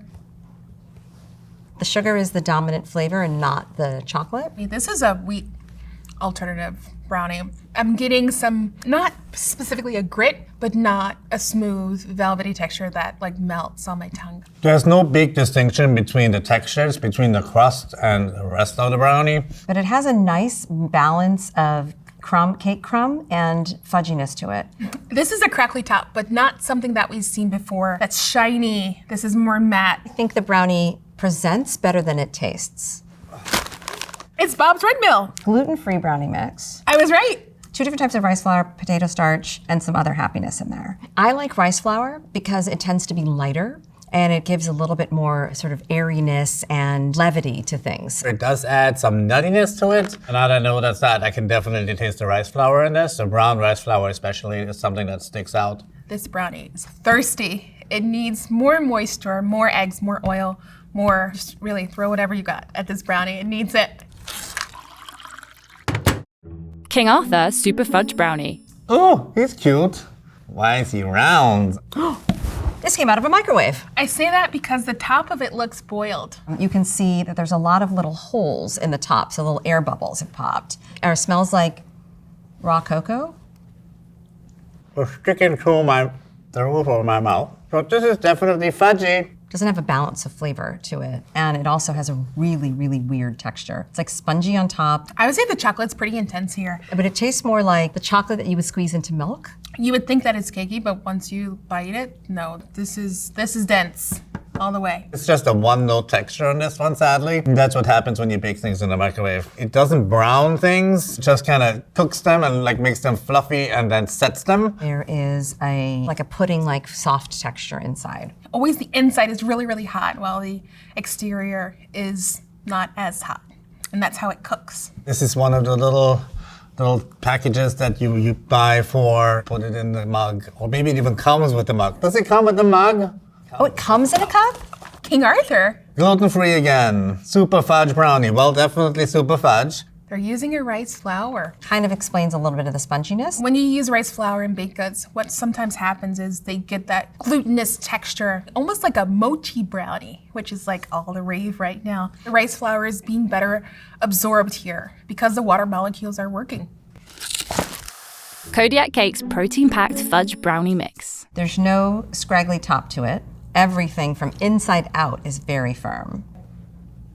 This is very, very dry. It's screaming for milk to dunk. There is no fudgy caking. This is dense. This does not taste very chocolatey. Overall sweet flavor and less of a deep, rich chocolate flavor. This really tastes like maple syrup to me. I do not enjoy this texture. I feel that this brownie is trying to be healthy and it's not working. I think it's Kodiak because they make like a protein-packed brownie that is more firm. It's Kodiak! Park City Kodiak protein brownie. That's why that's for the people that work out. The protein in this recipe is coming from the whey protein concentrate, whole grain oat flour. It has cane sugar in it. Because cane sugar has a larger grain size, it'll play in a little bit more into the texture of the brownie. It's not going to dissolve completely in whatever liquid you have. You're not going to get a craggly, shiny top on top. You're also going to get more of a gritty texture because you're still going to crunch into little bits of sugar. I think that the maple syrup flavor is coming from the cane sugar. Cane sugar is going to have more of the molasses and more of the natural flavoring. There definitely are better ways to get more protein into your diet. Let's see which products our chefs like the most and the least. Overall, I have a lot of sugar in me right now. Oh, a lot of brownies. My favorite is the Ghirardelli dark chocolate fudge brownie. The level of chocolate intensity that brownie had. I also loved that it had chocolate chips that I could taste and bite into. Your deli one was definitely my favorite. It has a nice rich flavor. It was nice and fudgy. I thought the Ghirardelli was great, but the Trader Joe's was better. Felt like I was getting a richer chocolate. I like the chocolate chunks in there. That's my number one. I might not be recommending the microwave brownies or some of the all-natural or high-protein brownies. It takes away from the essence of why you're eating a brownie, and you've got to stick with the brownie. The Duncan Hines milk chocolate, I would not call that a brownie. I think that it's more of a blondie. And nothing's wrong with blondies, but don't tell me I'm getting a brownie when this is a blondie. Jiffy really was a letdown because I really feel like I can trust them with the cornbread. And then the fudge brownie that they said that was gonna be, that did not work for me. There's still nothing like a fresh baked bakery brownie, but if you're looking for something that you can make at home, you definitely have some options. We've gathered 3 hot dog experts to blind taste test every hot dog brand we could get our hands on to see which ones meet their standards. Nathan's famous natural casing beef frankfurters. I like that it takes up the whole bun and then some. I hate when a hot dog is like too short for the bun. This looks like natural casing, something that makes the difference to me in a hot dog experience. When those juices and steam relax, it stretches out that casing and it kind of gives it that sort of wrinkly appearance. So what I'm looking for in a hot dog primarily is that really nice snap when you bite into it. So what's primarily gonna give the hot dog that really nice snap is using a natural casing. An artificial casing just doesn't do it, or caseless just doesn't do it for me. I'm looking for a texture that's plump and bouncy within that meat. And what's gonna give the hot dog that bounce is a really solid emulsification. You really want a hot dog to be consistent, and as you bite through it, you want a homogeneous look to it. When you bite into a hot dog, it should be super juicy, and that's gonna be a result of all the fat and the water being emulsified into that meat mixture that's being stuffed into that casing. By no means should a hot dog be dry. I'm looking for a hot dog that has a balance of flavors. The spices are very important. So when hot dogs are made in a more inexpensive manner, the first thing that is subtracted to make something less expensive are the spices. The balance is just right. You don't want the seasonings to overpower the meat, and you don't want it to be under-seasoned. So that perfect balance is what's gonna make for that incredible flavor of the hot dog. It's very juicy. As we can see, this has the bouncy consistency that a hot dog should have. It's a really good hot dog. There was no shortcut in spices here. You can taste that garlic, I could taste that smoke. This is exactly what I'm looking for in a hot dog. I get that initial snap of that casing, which is really telling me that it's a natural casing hot dog. A natural casing is a sheep intestine generally. When hot dogs are made in natural casing, they're hung That's where the smoke is added on, and it needs to be the right amount of time with the right amount of humidity in that room so that I get the snap and not something that's chewy or brittle. Is it Nathan's? Boom! Bingo! Look at that. The classic Nathan's hot dog. Coney Island was one of the first places in the United States to actually feature a hot dog. It was brought in by German immigrants. The gentleman, Feldman was his last name, started selling hot dogs for 10 cents a hot dog back in like 1860. One of the employees, this guy named Nathan, started his own hot dog company and became super famous and one of the most recognizable hot dogs on the market that we all know and love today. No fillers were byproducts. So no fillers is no bulking agents like soy protein or corn flour, and no byproducts is no like offal or mechanically separated meat. You might know of it as pink slime. It doesn't really sound appealing. It's actually a safe product, but very pasty, but it does help make a hot dog less expensive. Knowing that you're having a hot dog made with something from a whole muscle meat is a really high indication of a great quality hot dog. Sabrett, natural casing beef frankfurters. I mean, this one is a lot plumper. It's glistening. They're going high hitters right out of the gates. It looks like another natural casing. Color and texture looks very similar to the past hot dog that we just had. Color's important to me with a hot dog. When you get that nice reddish brown, it's really the smoke and the seasonings that come out. I also find that when the color is lighter, it's not just beef. Another really great snap on that hot dog. This hot dog's a little bit saltier than the last one. A little bit more smoke than spice. It has a good snap and it's very juicy and bouncy and plump. You can see the emulsion in there. It's just like perfectly smooth meat. A hot dog sort of differs from a sausage in that it goes a step further in its emulsification. The process of making a hot dog is to first take meats and to run them through a bowl chopper. What a bowl chopper does is it's essentially a huge commercial sized bowl and it has these blades that just spin around and it's taking meat down to very small particles. There's a lot of friction and that can cause heat. And emulsification is going to break down at a certain temperature. One of the most important things is keeping that meat super cold. If the emulsification is broken, it would feel kind of mushy in your mouth. Ice water and ice are used to add in to keep the temperature down. Hot dogs are pre-cooked because if they weren't, it'd be really hard to hold that emulsion in the post-cooking process. It is possible that this is Sabrett. Is it Sabré or Sabrett? Oh. There we go, 2 for 2. And it does have a really like beefy flavor, which is nice. I think it was just a little too salty for me.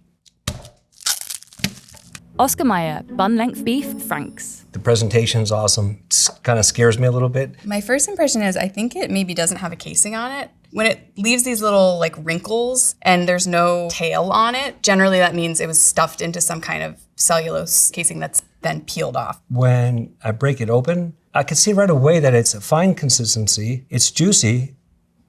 There's no snap. We have deviated in some capacity. Kind of across the board, all skinless hot dogs are gonna lack a snap because there's no casing on them. Its texture is almost falling apart as I bite it. It's not really bouncy, it's not holding together. Leaving that sort of texture of it being kind of spongy and not a great way is usually when there's additives put into the hot dog. I'm not loving it. It has a very, very strong kind of artificial smoke flavor hit me like right out of the gate. Is it Oscar Mayer? Oscar Mayer. This makes sense to me. As I'm going through this ingredient list, sodium phosphate is something that's very often commonly found in commercial produced hot dogs. It's a moisture retaining ingredient. It's gonna keep those hot dogs really plump and really juicy. It's also gonna help with the emulsion factor to it. Sodium nitrite is gonna be used as a curing agent and it's gonna help also preserve the color. And nitrites, they can produce a compound called nitrosamines, which are carcinogenic. And you can see in the order of prominence, it's listed last because it's the smallest ingredient. It is a really, really tiny amount that you're using. Not eaten in such great density, it's harmless. The reason why it's allowed in hot dogs is because it kills botulism. I would say it's safer than botulism, yeah, for sure. Applegate, natural uncured beef hot dogs. Looking to be a skinless hot dog. This one has like a really gorgeous burnished tan. I could smell the smoke and garlic through it without even biting into it. When I open it, not much snap. I'm getting a lot of nutmeg. Nutmeg's kind of coming down through it pretty predominantly. It's definitely very bouncy. It's like extremely firm. It is juicy. What's keeping the juice in there really is the emulsification. When the myosin in the muscle is broken down in the presence of salt, it creates this like web that's catching all of the fat and water. When you bite into it, you're biting into those little cells that are holding all of the water and the fat. It's actually very grainy, but this is more of a smoked sausage to me than a hot dog. Is it Applegate? Applegate. What's amazing about these is that they are using 100% pastured and grass-fed beef, and you can actually really taste that because it has a much stronger beef flavor. So all beef is grass-fed for about 70% of its life. The last 30% finished off on grain. In this case, finished off on grass. So grass-fed beef takes about 3 or 4 times longer to grow to the same size as something grain-finished, has a larger carbon footprint, and this is going to be uncured. Just because something's marketed as uncured does not mean that it is cured. They're using celery powder and cherry powder, which are 2 very acceptable nitrites. They still act the same way within your body. I've had to talk to the USDA a lot about celery powder. It's like a really hot topic in the cured meat community. As far as a skinless hot dog goes, this is something I'd probably give to my kids. Bar S, Classic Franks. Boy, does that hot dog get lost in that bun. And see that the hot dog is probably a full inch smaller than this traditional hot dog bun. On some hot dog packaging, believe it or not, it's a marketing tool to say same size as the bun. Wow, it's really soft. It's like bending and pliable. Right out of the gate, just looking at this to me is a lower quality hot dog. I don't like that.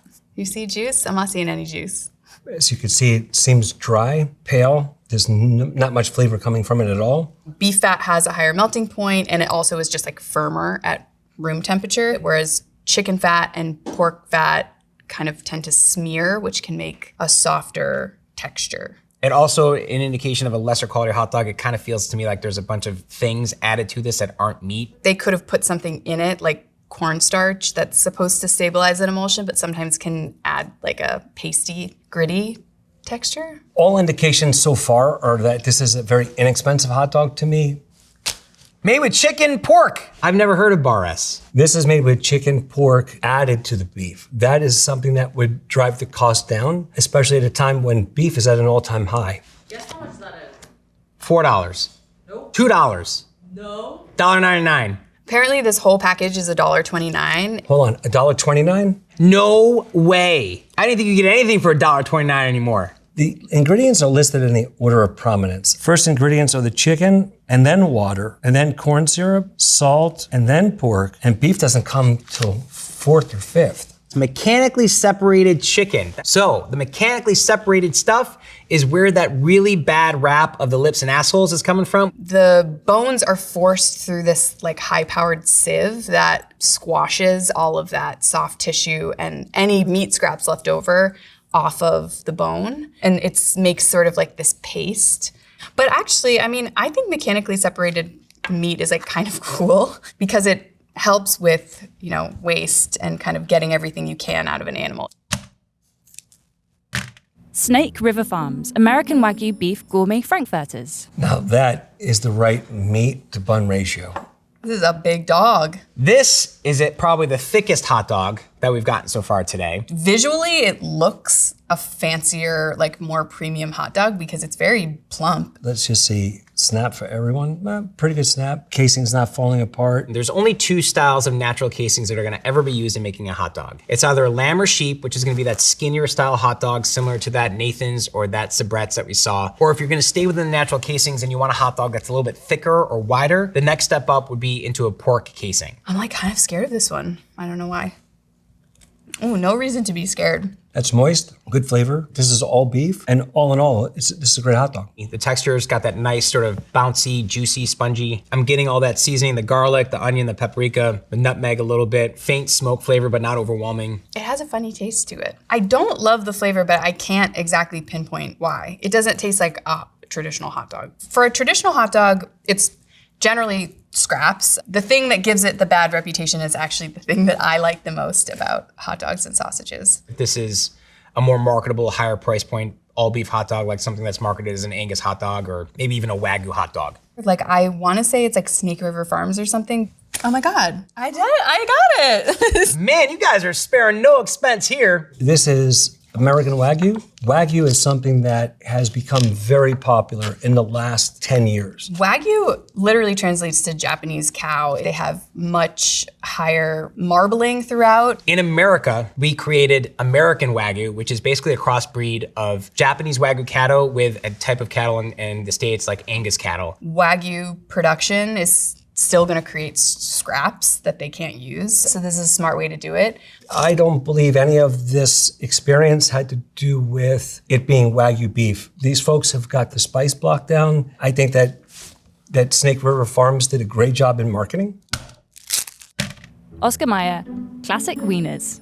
The tiny guy, especially after the last one. Probably like an inch shorter than the bun. The color of it is a little bit more pale. It's hard to compare the last hot dog to this just because of the size alone. It also has this like slit down the middle, which usually can happen when you're using a cellulose casing that's peeled off.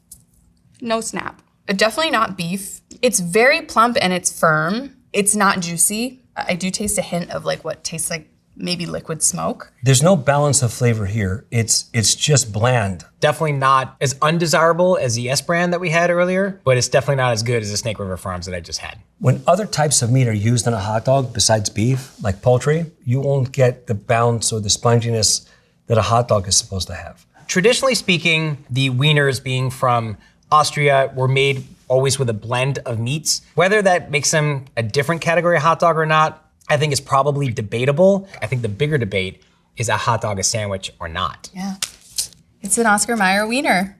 Because wieners are made with chicken, turkey, and pork. It is 100% tasty. That's what it says. I didn't say it. And it says mechanically separated chicken, mechanically separated turkey, and pork. You have to list it as mechanically separated. Those claws don't just grab protein. They grab cartilage, they grab some bone. They grab the connective tissue that holds the muscle to the bone. They're still edible, but they're just not the most desirable cuts. So lower price point, lower flavor, lower experience, but check off the box of we had hot dogs at our picnic, sure. Impossible. Beef hot dog. Ooh, look at this weird looking thing. This definitely looks like an alternative meat hot dog. I just see snap and juiciness. Yeah, I don't see any casing here. No snap. No bounce. This doesn't taste like meat. That was strictly horrible. No, it's not nice. Oh man, it doesn't taste good. It is a pasty, it's not spongy at all. When you push down on this, it's not pushing back. If there is meat in there, there's an equal amount of filler. It doesn't have the same capability to like utilize scraps and make use of any kind of waste. So if somebody that has living a meatless diet and they're eating this, they're getting not even close to what the flavor profile, texture, or the enjoyment, the sheer enjoyment of what a hot dog is. To me, this tastes like impossible. Impossible! Meat from plants. Well, how could it be both? The second ingredient is wheat gluten. But it's basically just a textural thing that's made from wheat that has a chew and a pull to it. If you really want a hot dog and you don't eat meat, have something else. Ballpark, 100% beef franks. It's super soft again, and I can see that slit I was talking about where you can tell it's a peeled cellulose casing. Looks kind of plump, kind of out of the gates to me. This is like probably a ballpark hot dog, plumps when you cook them. It looks like it could be an all beef or a beef blend. Right away, what I'm worried about is, again, that pasty, bland look. But actually like has a nice flavor. It's got some juice in there, not super bouncy. It's definitely not firm. There is no snap in that hot dog, but it surprises me that it has some kick of flavor. It's deceiving because it looks a little dry, but see when you push it, it is juicy. I would say this is a balanced and juicy hot dog. Maybe like a ballpark? Their ingredient list is quite small. Beef, water, corn syrup, salt, lactates, hydrolyzed beef stock. Hydrolyzed beef stock is like beef stock that went through hydrolysis. You have these bones, like you've taken every little piece of meat off of them. What do you now do with the bones? Well, cook them off into stock and then use it as an ingredient. Basically, it's a process of creating that umami-like rich beefy flavor. Which I think is why I like the flavor so much. But yeah, I grew up on these. I think they're great. Kirkland, beef hot dogs. Wow, this one has a very nice color to it. It's a little bit bigger than the bun. It smells very much like a hot dog. A hot dog, very cylindrical. Again, indicative of a non-natural casing. Breaking this in half stays the right color, like that's the right pink. See how moist that is? See how that color is? That's beautiful. Pretty good snap. Really great balanced flavor. This is a really good hot dog. Altogether, that's a great hot dog. This is kind of evoking a lot of nostalgia for me of like another similar to that ballpark Frank that we had earlier. The outside texture is really nice. I like the crunch behind it. It's really juicy. You couldn't make something like this from finely textured beef or mechanically deboned beef. Pretty up there in terms of like meat beef flavor. Not my favorite. I prefer the Nathan's because this one didn't have a casing on it. Is this a Costco hot dog? This is a Kirkland Costco hot dog, the holy grail. Costco makes more money on their subscriptions, their card member carrying services, than they do on the actual markup on the products they sell. And the individual hot dog they sell at the checkout is deliberately sold for a very low price point. It's considered something that's called a loss leader, meaning they lose money on that hot dog, but they do it because sometimes it actually brings people in. Minimalistic packaging. They don't need to say much because Costco's brand recognition is already strong and people already know they love this hot dog. The co-founder of Costco said, if you raise the effing price on the hot dogs, I will kill you. So figure it out. And they figured it out. Boar's Head, uncured beef frankfurters. I'm a sucker for like the long ones that come out the bun. You can see the little ends of the natural casing that's on it. I like it's a regular shape already, so it's not completely cylindrical. This is a sheep casing. There was definitely love put into making this hot dog. Good snap, good juice. Firm and spongy. This hot dog has great flavor. It has great seasonings. I like the garlic. I think it's well balanced. I really like this one. I think it has a really nice meat-forward flavor. It's got some umami to it. It's got some smoke to it. Definitely not as juicy as the Nathan's one. This to me tastes like a iconic New York City, like Jewish deli style hot dog. Oh, duh, yeah, Boar's Head. I'm not surprised that this is Boar's Head. Boar's Head has been around for a very long time. Looking at the ingredient list, it's really short. When the ingredient list is smaller, it's usually an indication of a higher quality product. So the price point on Boar's Head is probably going to be more expensive for two reasons. First and foremost, they're probably the most name-recognized brand on the market when it comes to cured meats or deli meats. They are also a vertically integrated company, meaning that every aspect of their ingredient list is produced within their brand. So they're going to be using higher quality ingredients throughout this process to make this premium hot dog. Hebrew National Beef Franks. This has a really nice color. Not much snap, but the color and the juiciness is there. Really juicy hot dog. When you feel it in the casing, it feels very like bouncy. The casing is mush. There's not much to it. When you actually bite into it, it's a little like soft and grainy. I feel that the flavor is off. Super, super salt forward. I think the browning on this one actually was like most of the flavor that I was tasting. So all the hot dogs we've had here today have all been grilled, but that's not the only way you can cook a hot dog, right? You can griddle them, you can steam them, you can boil them, you can put them on a stick and put them over a campfire. The browning of meat is the Maillard reaction, so that's the reduction of sugars, the increase in flavor. If you boil a hot dog, I remember my mom doing that many times, that casing can get a little tough, a little chewy, and you don't have the real same end product. Is it Hebrew National? Is it Hebrew National? Got Hebrew National. I'm brokenhearted to say that it wasn't my favorite. Made with 100% kosher beef. Kosher is a set of dietary laws for Jewish people. They generally use in kosher butchery like only the forequarter of the animal and not the hindquarter. It's actually less than that because of that half, there are some that don't qualify to be kosher. That all adds to the premium price of Hebrew National. It's a perfectly good hot dog. It's just very salty. Trader Joe's uncured beef hot dogs. This is glistening. Very juicy, very fatty looking. Not a great snap. It doesn't really have that sort of bouncy, spongy, firmer texture to it. Got very good flavor. I'd say the only strange thing is just from this like skin, there's like some holes that maybe happened during the stuffing process that's leading to like a little bit of slackness and like wrinkliness. I don't believe that this was dried enough. The casing is sort of watery and falling apart. This to me might be like a Walmart brand or some sort of like store brand Oh, Trader Joe's, not a fan. I love Trader Joe's. I don't necessarily love your hot dog. The thing that's interesting about Trader Joe's though is that they like white label things. So like this could very well be made by like Hebrew National. Ingredients. We've got all beef, smoke flavor added, which I don't love. No nitrates or nitrites. Citrus flour, that's another fun thing. It's literally ground up pith and peel from citrus. Citrus flour is very commonly added as a natural preservative in lieu of the sodium diacetate. I love everything Trader Joe's. That's why I'm like shocked that this is Trader Joe's. I've really yet to have anything from Trader Joe's I haven't just loved. Oscar Mayer's stuffed cheese hot dogs. Ooh, this one has cheese in it, I think. I love a cheesy dog. I think a cheesy dog is a beautiful thing. Much is missing. Color-wise, does not look like it's made with all beef. That's cheesy. No snap. There's not a ton of juice in here either, but I think this is definitely pork or chicken. Cheese in hot dogs is typically processed with high temperature melting point cheeses. To make a cheese stuffed dog, you'll just make a hot dog in the normal way, like get your emulsification. Once it's emulsified, they'll then whip in tiny cubes of different cheeses. It has a bouncy texture, but almost like distractingly so. But I think when whipping it in again, what happens is that emulsified product is now getting another rework. And that's what makes it very bland in texture. It's more like a bologna than it is a hot dog. It couldn't be Oscar Mayer again, is it? But our most commonly consumed brand today, Oscar Mayer, who typically does dominate the hot dog market, pasteurized prepared cheddar cheese product. That probably means that it's not real cheese. But is American cheese real cheese? You can find a better cheese dog on the market. Applegate, organic uncured turkey hot dog. Here's our next hot dog. It doesn't have a casing on it, it's peeled. Not so bad on size, but meat should taste like it smells. It's giving me a fake meat smell. If this hot dog tastes like it smells, it's gonna be horrible. No mas, no mas. I don't like that one.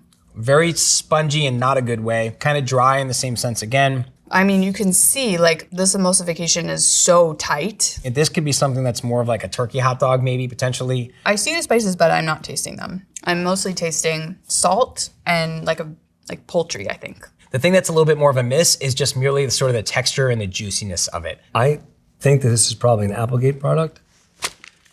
Applegate! Uncured turkey hot dog. Even for turkey, I like turkey. I wouldn't eat it in this product. $10 a pack. Applegate is not cheap. Turkey hot dogs technically maybe a little bit healthier for you because they're gonna be lower in fat and cholesterol than beef. But a hot dog is, again, there's a lot of sodium, there's a lot of fat, and it's not something that you probably wanna be eating every single day of the week. You know, let's check the ingredients on this. Oh, so there's baking soda in here. Instead of using the sodium phosphates, you can use baking soda as a way for moisture retention to make the hot dog be juicier. But I do like that it's humanely raised. And when you read these type of attributes on a package and you have this little USDA circle down here, you can believe what's on this package. Now let's see which products our experts like the most and the least. So for me, my top two favorites, first in the natural casing category is going to be the Nathan's Coney Island all beef hot dog. For me, it's just that iconic flavor, that texture, that snap. Really juicy, really bouncy, just a perfect hot dog. For skinless hot dogs, I have to go with the Costco brand. It was just so good. Kirkland, they're consistent, big, juicy, really well flavored, that smokiness to it. Just a delicious skinless hot dog. You definitely can't go wrong. My favorite today was the Snake River hot dog. It had the right spice block, consistency, and the texture was perfect. Most importantly, the meat to bun ratio was perfect. It was a real wide hot dog and it fit that bread perfectly. There's always gotta be a loser, guys. And as much as I hate to hate, I have to say that first place loser is that Impossible hot dog. The texture was really difficult and it didn't have any juiciness, fattiness, richness. It smelled like chemical, it tasted worse. Who knew there was so much to talk about hot dogs? From whether they're natural casings to skinless, to whether they're made with beef or made with chicken, turkey, and pork, or if they're made with impossible blends. Hot dogs get a bad rap, but at their core, they're a beautiful thing. They help us utilize scraps and make meat eating more sustainable. Hot dogs are an American pastime. We share them with our friends. They're easy to make. I am full hot dog. The sodium overwhelming on my palate right now is like, Would you like douse you in water? well, if I were to go take my blood pressure, they'd probably be like, hey, we gotta get this guy some Lipitor or something. We've gathered 3 professional chefs. to blind taste test every pancake mix we could get our hands on, to see which ones meet their standards.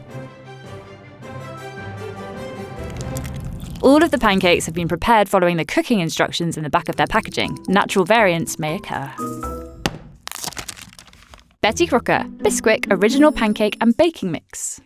They have a nice color. There's already sugar inside. I can smell it. Love the little dip in the center, what I think of like as a waist of a pancake. There's no heat that really touches the side. It dips in slightly because of that lack of heat. It tells me that the pancake has enough strength to rise enough. I love it. What I'm looking for in a pancake is something fluffy and tender. We want a balanced flavor. Not too sweet and not too bland. Neutral enough to take the maple syrup. I love a pancake that has crispy edges. You want texture, and that little ring is good. You want to make sure your pancake has enough moisture in it. And if it has the acidic tang of something like buttermilk or sour cream, that's an added bonus for me.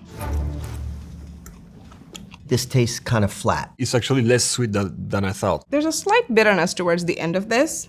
It's fluffy and it's tender, but it's a bit dry. It feels a little dense. It feels a little sticky. Really admirable rise. Height in a pancake is usually in relation to how much leavener there is and the correct balance of them. Generally, a thicker batter will rise more, and a thinner batter will kind of spread out. Bisquick, maybe? Oh, Bisquick. Oh, no way. It says pancake and baking mix. 2 cups of the mix, 1 cup of milk, 2 tablespoons of vegetable oil, and 2 eggs. The fact that we only add 2 tablespoons of oil might go towards explaining why this feels quite lean to me. There's a lot of starch inside. Cornstarch, flour. This is very dense. Usually in ingredient labels, ingredients are listed by the weight or volume in a descending order. The sugar and salt are towards the end. It means there's very little. So I think that kind of translates into why the pancakes taste pretty flat to me. Betty Crocker, Bisquick Shake and Pour Buttermilk Pancake Mix. They look a little flat. There's holes in them. The holes are usually coming from the flour or the dry ingredients not mixed properly and dissolving enough into the wet. These are a bit thinner than the previous ones. You don't have enough fat, and so then you're not getting that nice golden crispy ring on the outside. You see how there's no waste in this one? It tells me that the pancake batter was probably a bit thinner than the previous one. That little stretch and pull, I think this is going to taste a bit gummy, but let's find out. Oh! Strange texture, very stretchy, not fluffy enough, not tender enough. It's way more sweet. The flour has been cut with something else. I'd be curious if there was like some kind of starches. Bisquick Shake and Pour. Oh God, what did our world come to? Yeah, that's why. Shake and pour, what a revolutionary concept. Just add water. So if you take all of these dehydrated dry ingredients and you just add water to it, it's gonna taste like a sponge, chewy and dense. The sugar and the dextrose, this is why this is more sweet. Defatted soy flour. Oh, that kind of explains the gumminess a little bit. Usually, soy flour is added as a tenderizer. It also makes a batter a bit more viscous, and it helps to trap air a bit better. Oh yes, there's datum in there. Datum, but it's essentially like a fatty acid or an emulsifier, and it's used to just bring and keep all the ingredients together in a way. It's structuring the batter while it's cooking it. It can replace the eggs. Might as well have just added the water to this, put it out in a squeeze bottle, and then made like glue. Trader Joe's Buttermilk Pancake and Baking Mix. They seem a little dense. They don't seem fluffy, like they're springing back. You can hear the cut. It's like I'm sawing through something. It's dry. These taste much drier than the other two. I'm sorry, there's actually pancake stuck in my throat. The thing about like batters like this, that you shouldn't overmix it. If you keep mixing it and keep tinkering with it, that flour and the dry ingredients, they get stretchy, they get tough. Do you see the crumbs just from cutting it? It feels fluffy like a sponge, you know, like a dish sponge. You would need a lot of maple syrup to kind of moisten this one. It's very dry, it's very bland. Trader Joe's. Oh, Trader Joe's! I guessed. You did me dirty. I guess you're not that good at making pancakes. I don't taste much buttermilk in this. I haven't found yet a buttermilk powder that replicates the richness and lactic tang of liquid buttermilk. Buttermilk dehydrated is really taking out all the fat and the tang of what buttermilk is supposed to do and be. Jiffy Buttermilk Pancake and Waffle Mix. The crust and the edges, And the color is very nice. A little brown and caramelized. There's a faint whiff of maple for some reason. Now you're talking. Flavor is nice. Certainly balanced between salt and sugar. They feel a little lighter. They're not as dense in the middle. You can see the crumbs on my plate here, which indicates that it's reasonably dry. It's nice. These are, I think, the best out of anything I've tasted today. Oh, Jiffy. Buttermilk, pancake, and waffle. The picture on the box is beautiful. The first thing that jumps out at me is it says lard in it, and that's what makes it flavorful. Cornstarch is good too. Cornstarch makes things crispy. The soy flour, but it also has wheat starch, both tenderizing products that reduce the overall gluten content. Maltodextrin, corn syrup, plus regular sugar in second, so this is very high sugar. Natural and artificial flavors. They've put maple syrup in here. That's what I'm tasting in the batter, I think, is that maple flavor, which is like a sweetener, but it also tenderizes like sugar. It caramelizes and it breaks down the gluten in the flour. Pearl Milling Company, original pancake and waffle mix. Nice edge, crispiness. I actually like the look of these. They feel very homemade to me in a way. There's something promising about them. I have a feeling these are going to be tender, but also a bit moist. This one is very nice. It's very fluffy and very tender, but it's still a bit drier than I would like. It doesn't feel as chemical. I would say it feels more fresh. There is some kind of odd aftertaste. Some sort of like citrus peel or lemony. Right now it's my favorite. Pearl Milling Company, original pancake and waffle mix. America's favorite pancake brand. Pearl Milling? I don't know that one. Listen, I'm no one to argue with America right here. So I see on this recipe it says to add milk. Some box mixes will ask you to reconstitute with water. Milk has a bit more fat, and it has protein, and it has sugars in it, which help to tenderize a pancake and also help with the browning. Hungry Jack, original pancake and waffle mix. This looks good. It looks fluffy. The color is nice. I can see that they have a nice even crumb, no sign of gumminess. They are tender, they are moist. It's nice. I would say this one and the other one are very close. They're very tender. The syrup is soaking well enough. They taste like they might have a bit of fat in the dough. Oil is going to give it moistness and tenderness. Probably has eggs as well because it's very yellow all around. It has a nice balanced flavor. It has the crispy edges. I feel like this is something I would get at a diner. Hungry Jack. Hungry Jack. Wait, for real? Shut up. I said Hungry Jack. That's wild. It says bleached wheat flour, but the other one, it was unreached. Wheat flour, it just has more flavor. Very nice instructions.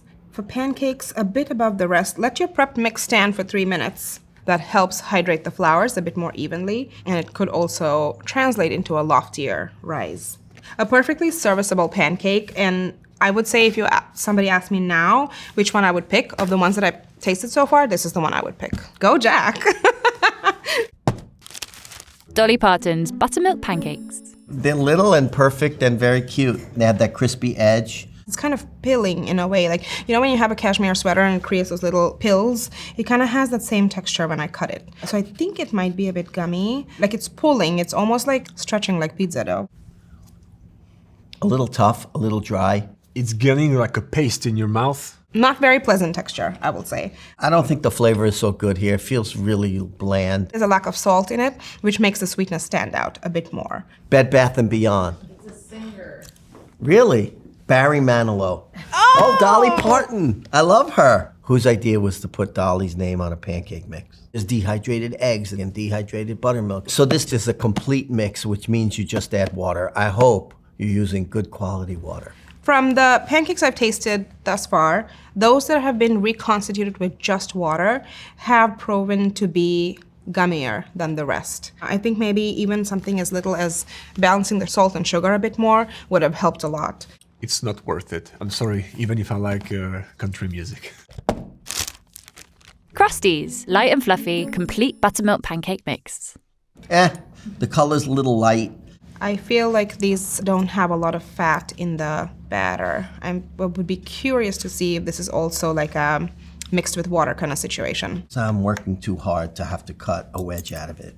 I can feel that stretchiness and chewiness, that toughness. Quite hefty, double the size, I would say, of some of the others that we've tasted. It smells like bleached flour. Like if you have a swimming pool, but it's made out of metal, if that makes sense. It has a chlorine and iron smell. That's a no for me. It's puffing, but it's not airy. It can be that the batter was too thick. Oh. Okay. Crusties. Complete pancake mix, just add water. No, so first of all, there's no eggs on that one. Which explains why there's not much richness. Oil and buttermilk are towards the end of the ingredient list, which means there's very little of it compared to the rest of the ingredients. Food starch modified. Modified starch, that means it's a starch that can do its job, which is primarily thickening, without the need for any heat. It'll activate just by the action of friction or shearing. The baking soda might be trapped inside and can't really go out because there's so much starch that it can't, really does its work. And that's why I think it's so thick and dense. Annie's Organic Classic Pancake and Waffle Mix. I think first glance flat. Didn't raise at all. Indicates to me that the batter might be a bit thinner than some of the previous ones. It could also be a function of the leavening makeup. Baking powder generally makes things go up where baking soda spreads rather than springs up as much. It looks dry. Something tastes like artificial or off. No flavor. Very bland. Not fluffy, not tender. I think it's maybe the leavening on it. It didn't work that well. And they do have a little crispy edge, which is good, but I don't know, the flavor's not good. Oh, Annie's. Baking powder and you have baking soda. When you combine too much leavening together, it's either going to overpuff or not doing anything. You can see it puffing in the pan. It's like, oh, I'm gonna have nice and fluffy pancakes. And then you put it up and then shh. Oh, it says you can make it vegan and swap an egg for 1/3 of a cup of applesauce. Apples are high in pectin, and applesauce has this thickness and viscosity that can act like eggs and allow air to be trapped within it, which makes it a wonderful substitute. And this is the one with vegan is applesauce. And now, all of a sudden, I could tell immediately when I cut this that this is gonna be better. The one with the applesauce looks fluffier. I can taste the applesauce in it. It's still bland, but the applesauce bring a better taste. The texture of the vegan version is much better than this one. The eggs added too much leavening. This is why I think it got flattened. I think the baking powder and the baking soda work very well without the eggs. Stonewall Kitchen Farmhouse Pancake and Waffle Mix. These look flat, kind of like a crepe, no crispy edge. These are different. They have like a bumpy kind of browning. When the batter hits the griddle, they're not rising properly. Either not enough leavening agents in the batter or too heavy other ingredients in it. This smells like waffles that you get at a self-service hotel breakfast setup. Dry, a little bit of crispiness. A pronounced bitterness to this. It feels like this baking soda that hasn't been balanced by enough acidic ingredients and has this metallic kind of taste. Smells like vanilla, tastes like licking a pole. Sarah Betts. At Stonewall Kitchen, Farmhouse Pancake and Waffle Mix. Boy, is that bad. Company Classic. Wow, what a posh little name for not very great pancakes. Enriched wheat flour, niacin, reduced iron, thiamine, monotrate, riboflavin. So that's all nutrients added back in because it's bleached flour. Malted barley extract is like molasses. It's very sweet. And on top of that, you still have regular sugar and also artificial flavor. And here it says mix with whole milk or buttermilk. And both of those ingredients are kind of different. Buttermilk would have neutralized the baking soda in this mix, but if this was made with milk, I fear there wasn't enough acid to neutralize the baking soda, and that's coming out in this metallic kind of iron pole sort of taste. Birch Benders Organic Classic Pancake and Waffle Mix. These look amateur, like my 4-year-old grandson could have done these. Very chubby pancakes. They're tough and gluey and really kind of almost raw in the middle, even though I know they're cooked. It has almost like a yeasted dough pull. I'm expecting this to be a little bit chewy and tough.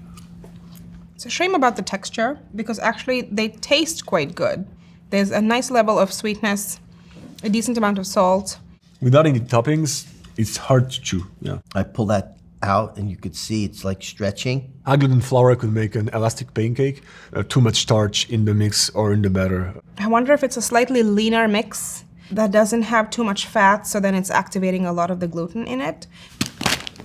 Birch Benders. It's a cute name. Organic tapioca flour. Okay, the tapioca starch is making it very stretchy and very gluey-like. Tapioca has this sort of elasticity. It's hard to use, I would say. When you let the batter sit too long, the tapioca fall at the bottom. So this is something that you have constantly need to mix. Wow. Okay. No fat, no eggs, no dairy. That's all that needs to be said. We're done here. Bob's Red Mill, organic multigrain pancake and waffle mix.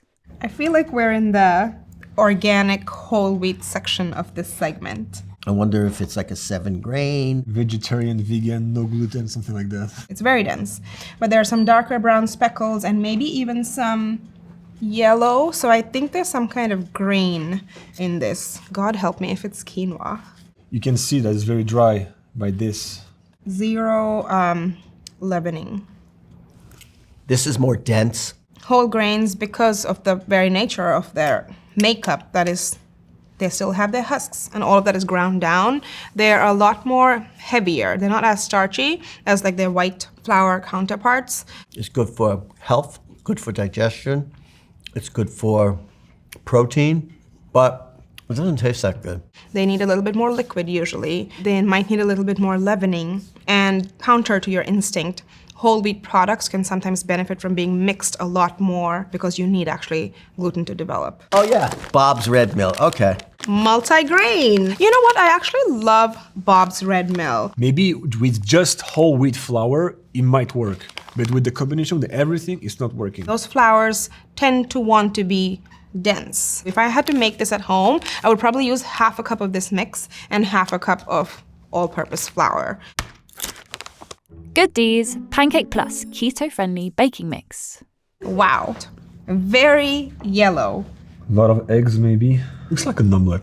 I love the coloring on them. Okay, this is gluten-free. As soon as you start to do anything with non-gluten flour, everything falls apart. Wow, really bad. I thought it was going to be really good.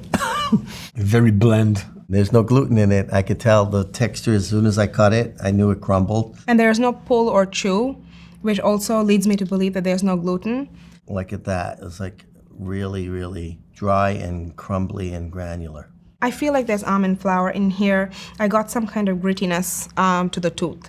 There we go. Good D's. There's a lot going on with the branding. Made with almond flour, mix 24 pancakes, no sugar, alcohols, or stevia. That's a good call out. Good D's, still sweet, pancake plus low carb baking mix. This is a lot of stuff. I do like the almond flour in this. I do taste it now. It's coming back to me. The thing about using almond flour is it doesn't absorb moisture like a regular kind of flour. There's a lot of eggs in here. So for 1 cup of the mix, it calls for 3 eggs. In some of the previous ones, it was 1 egg usually at most. That's why it's so yellow and tastes like frittata.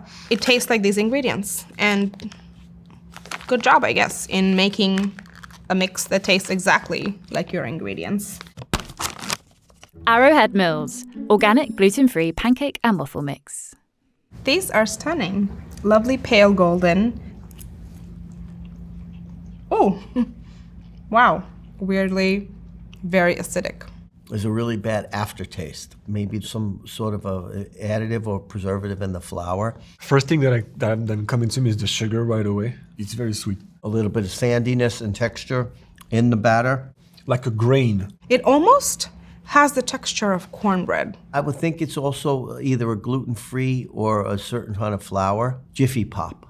Oh, Arrowhead. I know them. Arrowhead Mills, organic gluten-free. It's not the worst, honestly. Rice flour, that's the grit. Organic tapioca flour that mimics some of the properties of gluten because it's a bit stretchy. All of that type of flours is not the same size of the grain, so this is why when you're eating it, you can feel it. Xanthan gum. Almost all gluten-free recipes will contain some amount of xanthan gum. It's kind of like pectin they use in jams and jellies to kind of thicken things. It adds a sort of extensibility and viscosity to the mixture, and it can trap air in the same way that egg whites can. This is why you can do this, you know. Otherwise, it would break like a piece of dry bread, you know. Kodiak power cakes, flapjack and waffle mix. Nice crispy ring. It's probably whole grain flour or 7-grain flour or something like that because it's very brown. It tastes very raw.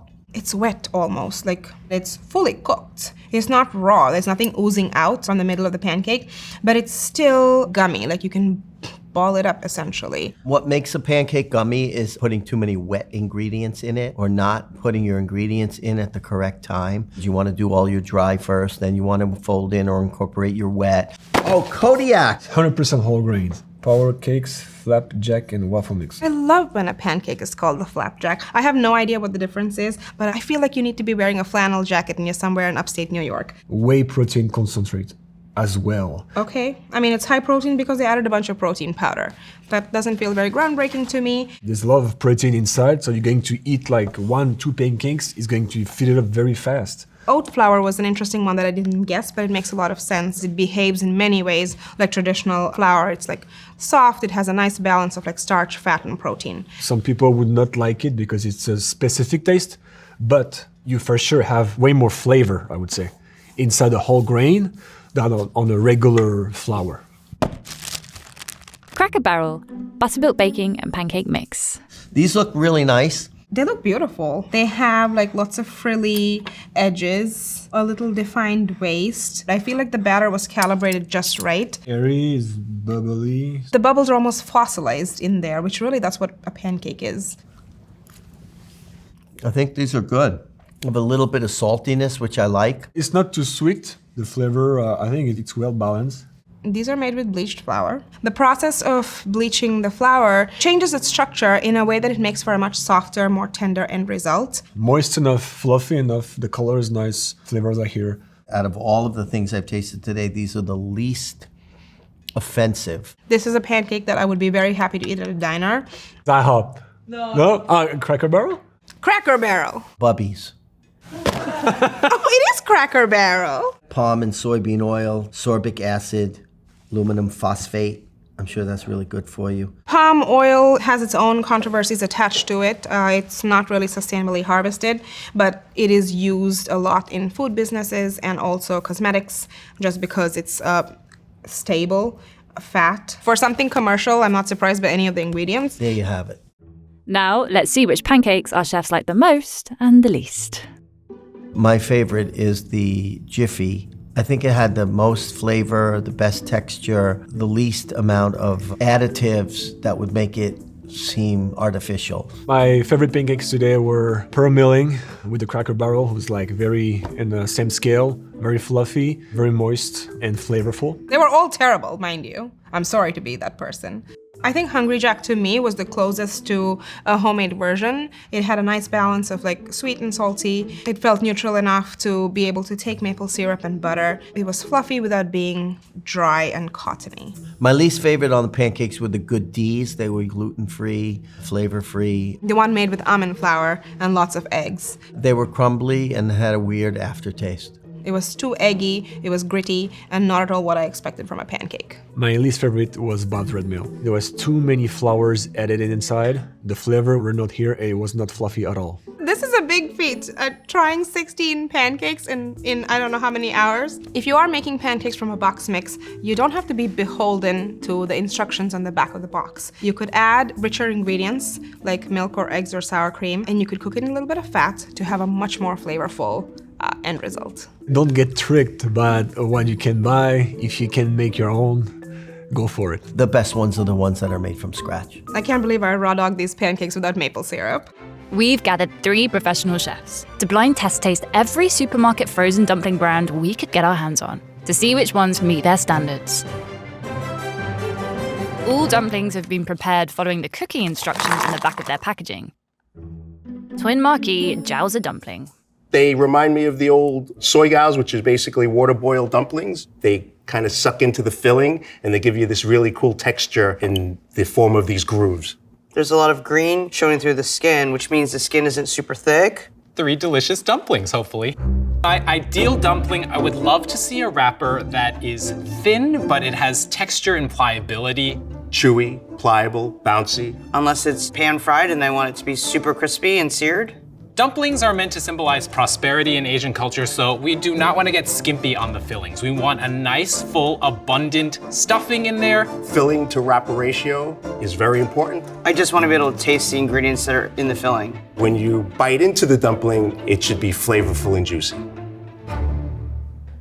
We've got some juice coming out of the dumpling, which is great. It's moist. It's juicy on the verge of going a little bit moist. It's good texture, so I do like the skin. Silky, has a bite. It's like soft and chewy, so you're having different textures. Traditionally, you use hot water and flour, and that gives it pliability and chewiness. It's a solid ratio of the filling to the wrapper. This dumpling is definitely a jiaozi, so it's the Chinese style. An easy way to identify a jiaozi is the crescent shape. I think is a big one, pork and garlic chive combo. Now, Chinese chives, often a very strongly flavored vegetable. Some people don't like it actually, but the fact that it's cut with the cabbage, you get that flavor, but it's not overpowering. I'm gonna guess Twin Marquis. Twin Marquis. It's a jiaozi dumpling.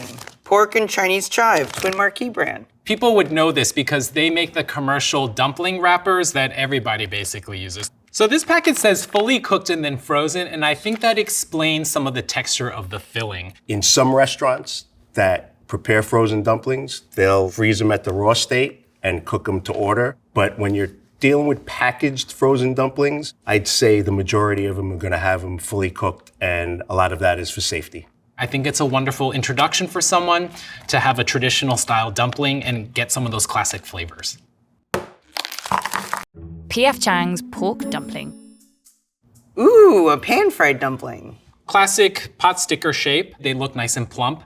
People often are referring to pot stickers as gyoza. And again, gyoza are in fact the Japanese style interpretation of a pot sticker. In Mandarin Chinese, pot sticker, guo tie, literally means stuck to the pot. When the water and the steam kind of dissipate in the pan and the cooking goes from wet to dry, the top pleats will dry out, so you don't want them too thick. It's one of the ways you can tell that they're machine-made skins. The thickness of the dough is so thin that you can't even taste that there's pleats in it. So I wouldn't mind a little bit thicker so you can taste the chew. When it's too thin, you're gonna lose some of the bounciness because it doesn't have enough dough for it to give you that proper bite. The filling is not flavorful and has a strange flavor that I can't identify. The dumpling I had before from Twin Marquis had just a little bit more flavor to it. So is this like Panda Express? P.F. Chang's? Oh, P.F. Chang. Oh, it's a P.F. Chang. The chain Chinese restaurant in the United States. They're the one. Ginger puree, the wrapper, there's nothing particularly in here that screams like chemicals or artificial. Maybe I'll have to revise my view on this chain, just a little bit. I'd pass on this dumpling. Laoban pork and chive dumplings. This one maybe looks to me more like handmade style. They have texture, unlike the last one that was pan-seared. Looks pretty nice. I like the look of these dumplings. Looks crispy, looks delicious, looks juicy, and let's take a bite. Not very juicy on the interior. A little dry, and the filling doesn't have that much flavor. It's kind of disappointing. It looks so good. There's a lot of space in between the wrapper and the filling. This dumpling does not have as plump of a filling. The ingredients that are in it aren't popping out tremendously. You're missing the texture of ground meat in this one. So it just feels like one consistent texture that you can't identify anything that's in there. The wrapper itself is delicious. It has a nice elasticity to it. The dough for this one is definitely soft, pliable, and you get that layer of crunch going into that kind of chewy al dente pasta texture, but man, that's a letdown with the filling. The vegetable component should really enhance the meat itself, or vice versa. It's not doing anything for either. Ooh, these are nice. Laoban dumplings got, from Michelin awarded Chef Tim Ma. So Chef Tim Ma, I apologize, but this is not my cup of tea. They're using good quality ingredients. Filling is Berkshire pork, unbleached wheat flour, lye water, So we use lye water to actually make the doughs more chewy. Now, lye water is potassium bicarbonate in solution. It is mixed with a little bit of sodium bicarbonate, otherwise known as like baking soda, right? And that creates an alkaline environment, and when that interacts with the gluten that is present in the flour, it allows you to have more elasticity and spring. Kudos to them for using a little bit of a chef's trick. Target brand Good & Gather chicken and vegetable pot stickers. Nice crisp bottom, nice size, looks delicious. The carrot flavor is actually pretty pronounced in this. Chicken and carrot, maybe some cabbage in there. Flavor is definitely lacking unless you want to eat a carrot dumpling. So carrots are not giving me traditional Chinese vibes or anything like that. The wrapper is thin, it still had a bite, decently folded over the filling pretty tightly. I'm squishing it, there is some juice to it, but again, what's a little off-putting is that slightly spongy texture. Good & Gather chicken and vegetable pot stickers. This is the house brand for, Target. For a place that also makes clothing and shoes, this is a perfectly acceptable dumpling, I'd say. Trader Joe's pork gyoza pot stickers. Oh, this one has pleats. The folding is not great. The ends are not pinched. Looks tasty though. Nice sheen on the dumplings. The ratio looks a little bit under. These could be gyoza because the skin is really thin. And gyoza is the Japanese interpretation of the jiaozi, which is the original Chinese version. So always a finely textured filling, pan fried so it's crispy, sometimes open on the ends. Have high hopes. Let's taste. The skin tastes soft and pliable. You're missing extra chew from the lack of pleats. It's kind of verging on that borderline of being too thin. The filling has a pretty pronounced white pepper flavor. Looks like it's cabbage. The filling is juicy, but I would say the flavor is a little lacking. Just based on the lack of complexity in the flavoring, I think this is maybe like a generic supermarket brand. Not Trader Joe's, are they? Oh, Trader Joe's, you let me down, man. Nailed it, Trader Joe's. I would eat them again because they're in the freezer and it's already there. I probably wouldn't buy them. I expected more from you, Trader Joe's. I truly did. Ajinomoto pork and chicken gyoza dumplings. It's beautiful. You can see through them almost, like paper thin. I love when the wrapper kind of sucks in over the filling. It's definitely soft and thin and pliable. It's in your mouth for a little bit and then it's gone. This wrapper was a lot more delicate, a lot more soft, a little less of a bounce, but it made up for it in that thin, silky wrapper. I'm getting a little bit of mushiness to the filling. It's savory, it has umami characteristics, depth of flavor, but it's not actually truly complex from natural ingredients. I feel like there must be some flavor enhancers in here. There might be like a filler in here, like bean thread noodles or something, so you can put less meat in there. It's not tremendously juicy, but it's juicy enough. I would have liked more flavor in the dumpling. My guess is this is a gyoza on the packaging. It is a Japanese gyoza. Ajinomoto. One of the largest companies that make MSG. Well, it has textured soy protein concentrate, so I think that's probably them cheaping out. We'd rather just have fully pork. This one has a lot of more complex chemical type ingredients in there. It says no cooking oil needed for a perfect crisp, although it didn't have a perfect crisp. So there's rice flour in here. My guess is that's in the wrapper, and that's what's helping the wrapper get really crispy. If they were in my freezer, I'd probably eat them again. Not terrible, not super delicious, but just kind of middle of the road. Twin Maki gyoza dumpling with pork and napa cabbage. So this set of dumplings almost looks like something that I might make myself at home, just the way that it's pleated. This one looks very promising. The skin crisped up nicely. I'm excited to try this one. The wrapper is supple, silky, has nice chew to it. They could have allowed for a little bit more filling with the amount of wrapper that they left over in the fold process. Filling's great. It's one of the better fillings that we've had. Pork and cabbage. The meat is identifiable, definitely juicy. I'm dripping juices here. Full flavored, not overpowering. I am getting more a natural sense of the ingredients on the inside. The filling was pretty flavorful and decently juicy. What makes a dumpling filling juicy is meat that has a decent amount of fat content in there, and you can add stock, and the stock emulsifies with the meat, and you might use egg or cornstarch to season them all together. And then when you cook it, the juices kind of fall out. I'm feeling like this is pretty good of a representation of something that was freshly made and then frozen. More Twin Marquee. There you go. This is the Chinese brand, but they've done this in the Japanese style, which means that the wrapper is especially thin, so it is meant specifically to be cooked as a pot sticker. Disodium insulinate and disodium guanylate. Now those are substitutes for MSG. It's put in there so they don't actually have to say it's made with MSG, because technically it's not. But yeah, this is solid to me. Yeah, I'd eat this. So far, I've liked the Twin Marquee dumplings the best. Did y'all try this one? This was pretty good. Babigo Mandu pork and vegetable dumplings. These are the largest of the dumplings that we've had. Very plump. So this one potentially could be a Korean-style mandu. The amount of filling seems very abundant. And mandu filling typically is always you stuff it till it's about to pop. Full, plump, nice ratio of filling to wrapper. The flavor of the filling is pretty good. It's juicy, black pepper forward. What I'm getting at is a lot more freshness in this dumpling. It's just moist enough that it's giving me a really satisfying bite. Some of the things that make a mandu identifiable are glass noodles, and this one definitely has noodles in there as a filler.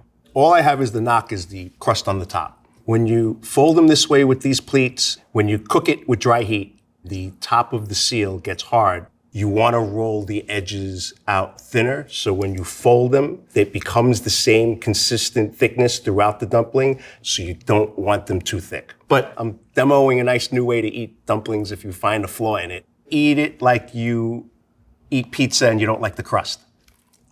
If this is a mandu, my guess is that, well, the one Korean brand I know is, how do you say it, Bibigo? Bibigo is apparently the way to go sometimes. Just remember that you can change the cooking method to avoid certain pitfalls. I would recommend the steam version. 8 minutes. So in 8 minutes, you'll have happiness. I'd eat this again. A tteokgi kimchi and pork jumbo mandu. My guess is these are another mandu. Mandu you, mandu me, mandu yummy. Very plump. That's that kind of abundant Korean kind of hospitality of like, give it all you got. Seeing a lot of orange through it, so it's either carrot or seafood or something like that. Kimchi. Definitely a mandu. The wrapper's thin, a little bit of chew. I like the spice. It's a little chalky though. There's a lot of moisture from the kimchi component that's in here. It's very pasty. So for mandu-style dumplings, there are often ingredients that are pre-cooked, and that's in an effort to control the moisture level of the filling. It's all a game of moisture control. This particular dumpling did not quite meet the standard there. It's mushy. Almost like we went through a food processor a little bit and like took a detour in the blender for a hot second. So texture's not great on this one. A tteokgi brand, kimchi and pork jumbo mandu. There's some tapioca starch in there, and the beauty in that is you can usually see through, and that is kind of just building the anticipation of what the filling is gonna be. The mushiness of the filling made it for not the greatest bite ever. Babigo steamed chicken and vegetable dumplings. Microwave only. Oh, this one's a new shape. These are round. The fold on this reminds me of soup dumplings, but they don't look like traditional soup dumplings. If this is not supposed to be a soup dumpling, then I'm not Asian. If this is supposed to be a soup dumpling, it looks a little sad. It's not soupy. They're reminiscent of a soup dumpling, but not a soup dumpling. The interior is juicy, but not soup dumpling juicy. The texture of the wrapper just makes it's slightly mushy. It's a lot of wrapper to filling ratio, but I think that has to do with the choice and shape here. In terms of flavor, this particular dumpling I think it's very solid. I'm getting vegetable crunchies in there. There is a nice level of umami, kind of richness, savoriness to it. Hey! Oh, it's a Bibigo. Ready in 1 minute and 45 seconds in the microwave. If you're going for speed and convenience, you can't beat 1 minute and 45 seconds, but you are gonna lose some quality along the way. This is not it. No, no. Feel good gluten-free pork pot stickers. This one's giving me Asian aesthetic vibes. It's so pale. Is this gluten-free? The wrapper is really mushy, like almost goopy. I'm wondering if it's like a gluten-free wrapper. Are these like gluten-free dumplings? There's a crisp bottom, and then it's just all mush on the top. I'm feeling like there is rice flour in here, tapioca starch, some kind of situation. They're decently juicy. The flavor is okay. There's nothing wrong with it, but it is just one note. I'd say the filling is moderately tasty. I'm getting some ginger hints in there that's actually pretty forward on the palate. This is Feel Good Foods. It is always gluten-free. Ding on that one. I don't feel very good.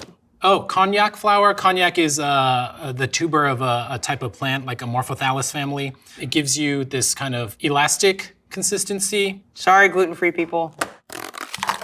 365 Whole Foods vegetable pot stickers.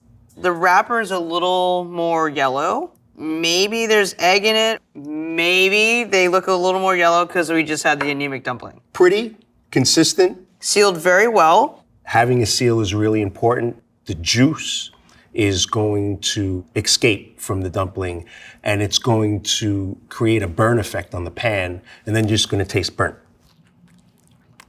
Oh, so they're gonna be like that. Okay. I'm gonna assume that's supposed to be vegetarian, but that ain't it. It's a little thick and leathery, and it's a little dry. And I think it's like a chewier dough, which I like, but it's almost too thick. It keeps the crisp, though. Weirdly enough, the wrapper is pliable, has a bounce to it, but doesn't taste good.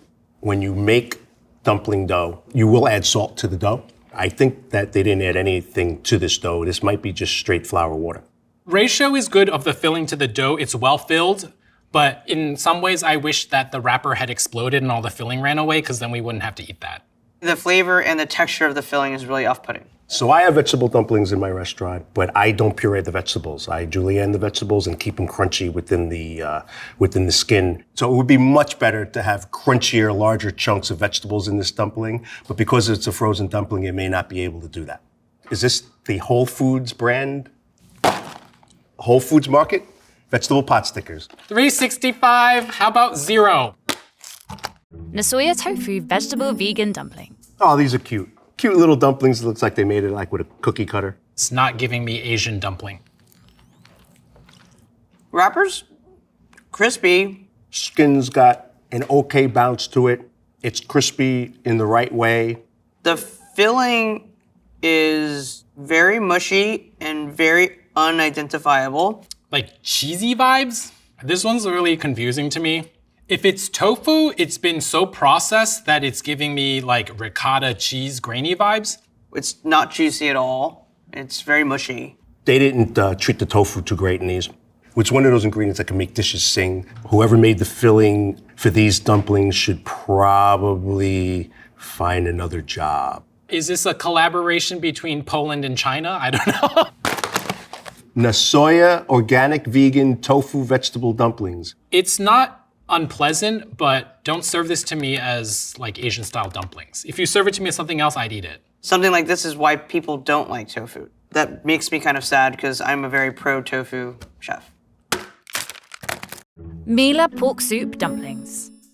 I see some bubbles, kind of motion of liquid in there. This is definitely a soup dumpling. If they serve this spoon to you, then it's the soup dumplings, or they're also called sulung baos. Very key in a soup dumpling is that the wrapper keeps its structure, keeps its integrity. Any little hole in there, crack in there, you've lost that juice. The fillings don't tend to have vegetables in them. And the way that you get the soup is you're adding reduced and gelatinous stock into the filling. So then when you steam it, it becomes liquid. What you'll do is you'll bite the little top off.